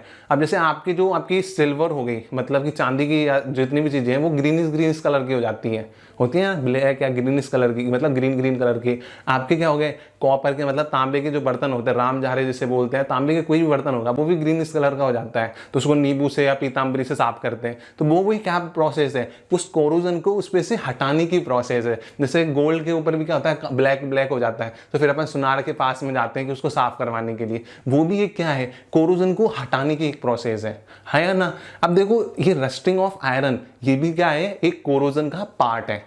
समझने की बहुत इंपॉर्टेंट बात है, जो रस्टिंग ऑफ आयरन होती है इसके रिएक्शन और प्रोसेस क्या होती है, ये चीज समझाता हूं पहले तो मैं। देखो Fe मतलब आयरन हो गया, इसके साथ में 2XH2O। अब मैं आपको ये बताऊंगा X क्या है, अभी एक मिनट। 2Fe2O3XH2, इसके अंदर मैंने एक चीज लिखा है 3। अब एक चीज बहुत समझना, इसे क्या बोलते हैं, रस्ट बोलते हैं। वैसे तो इसे हाइड्रेट आयरन ऑक्साइड बोलते हैं, लेकिन इसे क्या बोलते हैं अपन, रस्ट बोलते हैं, और इस प्रोसेस को क्या बोलते हैं, रस्टिंग बोलते हैं, है ना। अब देखो समझने की बात क्या है, एक्स क्या है कि यहाँ पर एक्स इसलिए लगाया, मैं यहाँ पे 2, 3, 4 कुछ भी लगा सकता था, लेकिन एक्स इसलिए लगाया कि ये जो एक्स है ये वरी होता रहता है, 1, 2, 3, 4, 5, 6 अलग अलग कंडीशन के लिए अलग अलग होता है। अब देखो अपना ये 3 क्या है, अपना जो Fe होता है वो +2 भी फॉर्मेशन करता है, +3 भी फॉर्म करता है, लेकिन इस वाली कंडीशन के अंदर कौन है, 3 है। इसलिए अपन ने यहाँ पर मैंने स्पेशली ये 3 लिखा है। आपको जब रस्टिंग ऑफ आयरन की लिखते हो तो इसके अंदर ये 3 लिखना एक अच्छा सिंबल होता है। जितने भी बोर्ड के अंदर टॉप हायर मार्क लेके आते हैं, मतलब जिनके टारगेट 100 या 90, 95 प्लस होते हैं, उनको ये चीज़ समझने की बात है। इससे क्या होता है, आपकी कॉपी और अनदर जो बच्चा दूसरा कॉपी है उसके बीच में एक एडवांटेज मिलता है, क्योंकि सारे बच्चों को ये नहीं पता होता है। यस और नो? आधे से ज़्यादा बच्चे तो कोरोजन के अंदर ये रस्टिंग ऑफ आयरन के अंदर फॉर्मूला ही नहीं लिख के आते हैं, तो ये चीज़ समझने की जरूरत है। अब मैंने आपको रेडॉक्स रिएक्शन पढ़ाया है ना अच्छे तरीके से, आपको एक बहुत बड़ी बात बताऊं कि जो अपनी ये जो रिएक्शन है रस्टिंग ऑफ आयरन, ये कौन सी रिएक्शन है? रेडॉक्स रिएक्शन है। पता है ना रस्टिंग ऑफ आयरन क्या है? रेडॉक्स रिएक्शन है। अगर आपने पहले की वीडियो नहीं देखी है तो पहले वो देखना आगे चल के, अभी इस वीडियो के एंडिंग में कि रेडॉक्स रिएक्शन क्या होती है, उसके बाद में फिर ये रिएक्शन को देखना और समझना कि ये रेडॉक्स रिएक्शन क्यों है। अगर आपने वहां से रेडॉक्स रिएक्शन समझ ली तो आपको पता लग जाएगा कि ये क्या है, रेडॉक्स रिएक्शन है। यस और नो? यह आपका एक होमवर्क है, कमेंट करके जरूर बताना आपको समझ में आया है कि नहीं आया है। देखो अब इसमें मैंने आपको नहीं लिखा है prevention of rusting of iron या कोरोजन। देखो कोरोजन से बचने के लिए आप बहुत सारी प्रोसेस यूज कर सकते हो। जैसे आपका जो भी मेटल है आपका, उसके ऊपर क्या कर सकते हो? आप पेंट कर सकते हो, जैसे अपन करते हैं आयरन के उसमें। उसके ऊपर कोटिंग कर सकते हो, जिसे अपन गैल्वेनाइजेशन बोलते हैं, जिसमें क्या करते हैं अपन जिंक और एटसेट्रा मेटल्स की क्या करते हैं, लेयर चढ़ा देते हैं। देखा होगा ना आपने। या फिर क्या कर सकते हो? ऑयलिंग कर सकते हो, या फिर पेंट तो मैंने अभी बता ही दिया। इस टाइप से आप बहुत सारे ऐसी प्रोसेस हैं जिनके थ्रू आप क्या कर सकते हो, ये पूरी की पूरी मतलब जो भी रस्टिंग होने से या कोरोजन होने की प्रोसेस को देखो कंप्लीटली नहीं रोका जा सकता, किसी को भी नहीं रोक सकता, लेकिन हाँ उसकी प्रोसेस को स्लो किया जा सकता है या फिर अवॉइड किया जा सकता है जितना पॉसिबल हो। क्योंकि ऐसा जरूरी नहीं है कि आप बिल्कुल परफेक्टली वो बना दो कि हाँ सर ये नहीं होगा, क्योंकि आप कोई मेटल भी लगाओगे तो उस मेटल का कहीं ना कहीं तो क्या होगा, डिके होगा ही ना, आज नहीं तो 100 साल बाद में होगा, लेकिन होता है। ठीक है, हाँ अपन एक एक्सेप्शन कंडीशन मान सकते हैं जहां पर अपन उसको एक कंसिस्टेंट एफर्ट मान सकते हैं या कंडीशन मान सकते हैं। इसके बाद में दूसरा इंपॉर्टेंट टॉपिक आता है, वो क्या है? रेंसिडिटी। रेंसिडिटी क्या होता है? अपने फूड्स के अंदर यूज होता है। देखो रेंसिडिटी होता क्या है? The condition produced by the aerial oxidation of fats and oils in foods marked by unpleasant taste is called unpleasant taste and smell। ठीक है, mark unpleasant taste and smell is called rancidity. क्या होता है rancidity? कि आपके food के अंदर oxidation के कारण, आपके जितने भी फूड हैं, आप जितने भी खाते हो डेली लाइफ के अंदर, चिप्स, नमकीन, कुरकुरे, ऑयली जितनी भी थिंग्स है जिनके अंदर ऑयल और फैट्स है, स्पेशली क्या ऑयल और फैट्स हैं, उनके अंदर आपके क्या होगा? ऑक्सीडेशन हो जाता है। तो उसके कारण उसके अंदर क्या अनप्लीजेंट क्या आ जाता है? टेस्ट हो जाता है, या फिर उसके अंदर अनप्लीजेंट स्मेल आने लग जाती है। यही चीज क्या कहलाती है? रेंसिडिटी कहलाती है। समझ में आ गया क्या यहाँ तक? क्या सुन लो? हाँ या अगर गर्दन से लाभ यस कहो तो ठीक है। देखो समझ में आ गया। अब देखो रेंसिडिटी समझ में आ गया आपको। अब जैसे आपने देखो डेली लाइफ में, जैसे स्पेशली सर्दी के मौसम में तो कम होता है, लेकिन बारिश के मौसम में सबसे ज्यादा होता है। कि बारिश के मौसम में क्या होता है कि चिप्स, नमकीन, कुरकुरे, आपका जो भी ओपन होता है उनके अंदर अलग ही टाइप की स्मेल आने लग जाती है, या फिर वो कहते हैं ना, आप जब टेस्ट करोगे तो उनका टेस्ट चेंज होने लग जाता है। तो वो क्या किसके कारण होता है? रेंसिडिटी होती है। जैसे आपने क्या देखा होगा, पिकल्स देखे होंगे, अचार्स होते हैं, तो उनके अंदर भी क्या होता है, अगर ऑयलिंग साइडिंग से अपन ऑयल नहीं डालते हैं तो क्या होता है, मतलब कि स्पाइस और ऑयली साइडिंग से नहीं डालते हैं तो उसके अंदर भी क्या हो जाता है, आपने देखा होगा स्मेल आने लग जाती है, टेस्ट चेंज हो जाता है। वो किसके कारण है? रेंसिडिटी बोलते हैं उसे। ठीक है, अपन कहते हैं ना खराब हो गया, वो खराब नहीं हुआ, उसके अंदर रेंसिडिटी हुआ। हाँ, वो खराब का ही पार्ट एक तरीके से ही मान के चलो। अब देखो रेंसिडिटी को क्या है, अपन अलग अलग तरीके से प्रोवाइड मतलब कि प्रिवेंट कर सकते हैं, प्रोवाइड नहीं प्रिवेंट कर सकते हैं। देखो कैसे कैसे कर सकते हैं, क्योंकि एक चीज समझने की बात है कि किसके कारण है, अपने ऑक्सीडेशन के कारण है। क्या ऑक्सीडेशन के कारण है? इसका मतलब अपन क्या कर सकते हैं, इसके अंदर एंटी ऑक्सीडेशन वाले प्रोडक्ट यूज कर सकते हैं। जैसे एंटीऑक्सीडेंट क्या हो गए कि एंटीऑक्सीडेंट वो प्रोडक्ट्स हो गए या वो चीजें हो गई जिनसे अपन इसको क्या कर सकते हैं, अवॉइड कर सकते हैं। जैसे अचार के अंदर आपने क्या डाल दिया, ऑयल डाल दिया। देखा होगा ना आपने अगर देखा होगा आपके घर में मम्मी, दादी या नानी कभी भी अचार बनते हैं या कहीं पे बनता है तो आप देखना उसके अंदर क्या डाल देते हैं, अपने उसके अंदर क्या डालते हैं, ऑयल डाल देते हैं, जिसके कारण क्या होगा, वो क्या हो, ऑक्सीडाइज ना हो, मतलब उसके अंदर ऑक्सीडेशन की प्रोसेस ना हो। तो वो तभी तो होता है ना कि अचार मान लो इस जगह तक है तो अपन इस जगह तक क्या डाल देते हैं, ऑयल डाल देते हैं। आपने देखा होगा, नहीं देखा हो तो घर वालों से पूछना कि अपन ऑयल क्यों ज़्यादा क्यों डालते हैं। ठीक है, इस टाइप से बहुत सारे प्रोडक्ट्स हैं। जैसे आप सब्जियों के अंदर भी खटाई डाल देते हैं, देखा होगा ना, सब्जियों के अंदर टमाटर, अमचूर एक्सेट्रा डालते हैं। ठीक है, इसके बाद आता है fill nitrogen gas in a packed food. अब ये तो सबसे बेस्ट चीज है, पूछो कैसे। आप सबकी कंप्लेंट होती है कि ये चिप्स, नमकीन, कुरकुरे वाले क्या करते हैं, इतनी से तो नमकीन देते हैं या चिप्स देते हैं और पैकेट इतना बड़ा देते हैं और दिखाते हैं भाई 20% ऑफ, 30% ऑफ, और पैकेट इतना बड़ा और अंदर निकलते हैं कितनी, 5 चिप्स। होता है ना, वो क्यों होता है, वो फूला हुआ क्यों होता है। आप कभी भी 2 टाइप के फूड प्रोडक्ट लेना, एक तो फूला हुआ और एक बिना फूला हुआ। या सुन, मतलब कि जो अपना जो फूला हुआ जो होता है उसके अंदर कौन सी गैस भरी होती है? पैकेट के अंदर नाइट्रोजन गैस होती है। ये जो नाइट्रोजन गैस होती है ये बेसिकली किस लिए होती है पता है? जो आपका फूड है वो क्या ना हो, रेंसिडिटी के कारण खराब ना हो। क्योंकि अगर ये आपका फूड जो भी है फैट और उससे बना हुआ होता है, फैट या ऑयल से बना होता है, अब क्या होगा कि अपना जो फैट है ऑयल से जो ये फूड बना हुआ है ये ऑक्सीजन के कांटेक्ट में आके, क्योंकि ऑक्सीजन कहाँ पर है? सब जगह ऑक्सीजन है, एयर है ना, एयर है मतलब ऑक्सीजन है, ऑक्सीजन के कांटेक्ट में आके क्या हो जाएगा? इसका ऑक्सीडेशन हो जाएगा। या सुनो, ऑक्सीजन मतलब क्या हो गया? ऑक्सीडेशन। मैंने पिछली वीडियो में बताया था आपको। देखो अपने ये क्या हो गया? ऑक्सीडेशन हो गया। अगर ये ऑक्सीडेशन हो गया तो इसका मतलब क्या हो जाएगा? फूड के अंदर रेंसिडिटी हो जाएगी। तो अपन को समझने की बात है कि अपन उसके अंदर कौन सी गैस डालेंगे? नाइट्रोजन गैस डालेंगे। नाइट्रोजन गैस डाल के अपन क्या करेंगे? उस फूड प्रोडक्ट को पैक कर देंगे जिससे क्या ना हो? रेंसिडिटी। Understand it? इसके बाद में आता है रेफ्रिजरेटर। ये तो आप सभी जानते हो, सबके घर के अंदर यूज होता है कि कोई भी फूड प्रोडक्ट होता है, जैसे रात को सब्जी बच गई, आटा बच गया, कुछ भी बच गया, तो अपन क्या करते हैं? सब्जी लेके आते हैं मंडी से या कहीं से भी मार्केट से, तो उसको कहाँ पर रखते हैं? रेफ्रिजरेटर में रखते हैं। क्योंकि रेफ्रिजरेटर के अंदर क्या होता है कि अपना कोई भी फूड प्रोडक्ट होता है तो वो डायरेक्ट ऑक्सीजन और उन प्रोसेस और कंडीशन की कॉन्टेक्ट में नहीं आता है, जिसके कारण क्या ना हो? रेंसिडिटी हो। तो अंडरस्टैंड इट? तो आप क्या कर सकते हो कि अपने फूड प्रोडक्ट को रेंसिडिटी से बचाने के लिए अपन क्या कर सकते हैं? उसको रेफ्रिजरेटर के अंदर रख सकते हैं। जैसे ये फूड प्रोडक्ट आए, ये अपना क्या है? रेफ्रिजरेटर। ये फूड प्रोडक्ट आए और इसको अंदर रख दिया। ऐसा याद रखना, ढक्कन भी बंद करना है, ठीक है? उसके बाद में एयर टाइट कंटेनर।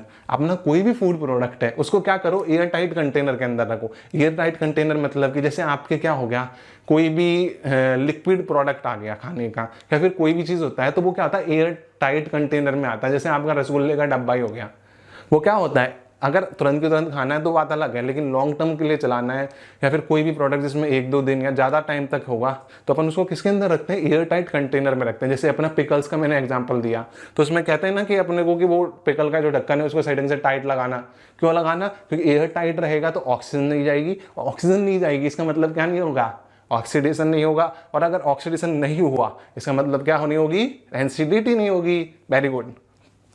इसका आता है keep always food from light. मतलब आपने ये तो सारी चीजों पे देखा होगा, आप कभी भी क्या करना, कोई भी फूड पैकेट लेना, उसके ऊपर लिखा रहता है कि कीप अवे फ्रॉम लाइट।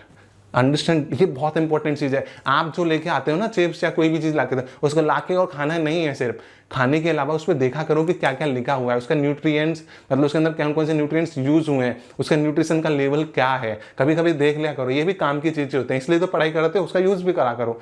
देखो उसके अंदर क्या होता है, एक तो लिखा होता है कि keep away food from light, मतलब कि किसी भी डायरेक्ट लाइट के कांटेक्ट, मतलब कि एक पर्टिकुलर टेम्परेचर तक फूड क्या रहता है? सही रहता है। उससे ज्यादा और उससे कम दोनों ही कंडीशन बेकार है। रेफ्रिजरेटर के अंदर बहुत ज्यादा टेम्परेचर कर देंगे तो कई प्रोडक्ट के लिए वो भी हार्मफुल होता है, ठीक है ना? वो चीज भी यूजेबल नहीं है। फिर आप कहोगे कि सर ने तो कहा था रेफ्रिजरेटर में रखो और हमारा तो खराब हो गया खाना। देखो वो गलत चीज है, ठीक है? अपन को और क्या लाइट से दूर रखना है, ये भी आपके किसके ऊपर दिखाता है? जैसे मिल्क का प्रोडक्ट हो गया, जैसे अभी अभी एक एग्जांपल याद आया क्या कि आपके मिल्क के जितने भी फूड होते हैं, फूड मतलब मिल्क प्रोडक्ट होते हैं, जैसे आपका मिल्क हो गया या फिर श्रीखंड हो गया या फिर पनीर हो गया, ये सारी तरह क्या होते हैं, उनके ऊपर लिखा रहता है कि keep away from sunlight, keep in air tight container, keep in refrigerator etcetera etcetera. तो ये सारी की सारी क्या है? इसके एग्जाम्पल है। तो आपने प्रिवेंशन ऑफ रेंसिडिटी बहुत अच्छे तरीके से समझ लिया। अब तक आपने जितने भी टॉपिक्स हैं उनको अच्छे तरीके से पढ़ना और उनके कॉन्सेप्ट को अच्छे तरीके से रिवाइज करना। जितना ज़्यादा रिवीजन करोगे उतनी ज़्यादा यूजफुल होगा आपकी बोर्ड एग्जाम के अंदर और परसेंटेज गेन करने में। अगर आपको कोई भी डाउट हो तो कमेंट के अंदर लिख देना, और कौन सा चैप्टर आपको चाहिए वो भी कमेंट में लिख देना। और अगर नहीं मिलता है तो, अगर मिल जाता है तो आप सबसे पहले क्या करो, सार्कवी की प्लेलिस्ट के अंदर जाओ, सार्कवी गुरुकुल आप जिस पे चल रहा है, और प्ले लिस्ट के अंदर जाके आप चेक करो और बिल्कुल सिस्टम से वीडियो को स्किप नहीं करना है, कंप्लीट वीडियो देखना है, जो वीडियो चला दो बिल्कुल फोकस, क्योंकि हम ज़्यादा लंबी वीडियो नहीं डालते 1 घंटे 2 घंटे 3 घंटे की। अपन ने छोटी वीडियो बनाई है, टॉपिक अच्छे तरीके से समझो जितना मन हो उतना, ठीक है? और पूरी के पूरे चैप्टर्स को अच्छे तरीके से रिवाइज कर लो, नोट्स बना लो, और जब भी टाइम मिले तभी बैठ के क्या कर लिया, अपने कान के अंदर लगाया और देख लिया। क्या हो जाएगा? इससे रिवीजन हो जाएगा। आपको जितने भी सिलेबस हैं आपका 6th क्लास से लेकर 12th क्लास तक का हर सब्जेक्ट का आपको सार्कवी गुरुकुल की प्लेलिस्ट के अंदर मिल जाएगा। Understand it? यस और नो? मजा आ रहा है पढ़ने में? यस और नो? मिलते हैं अगले वीडियो में, तब तक के लिए धन्यवाद। जय हिंद।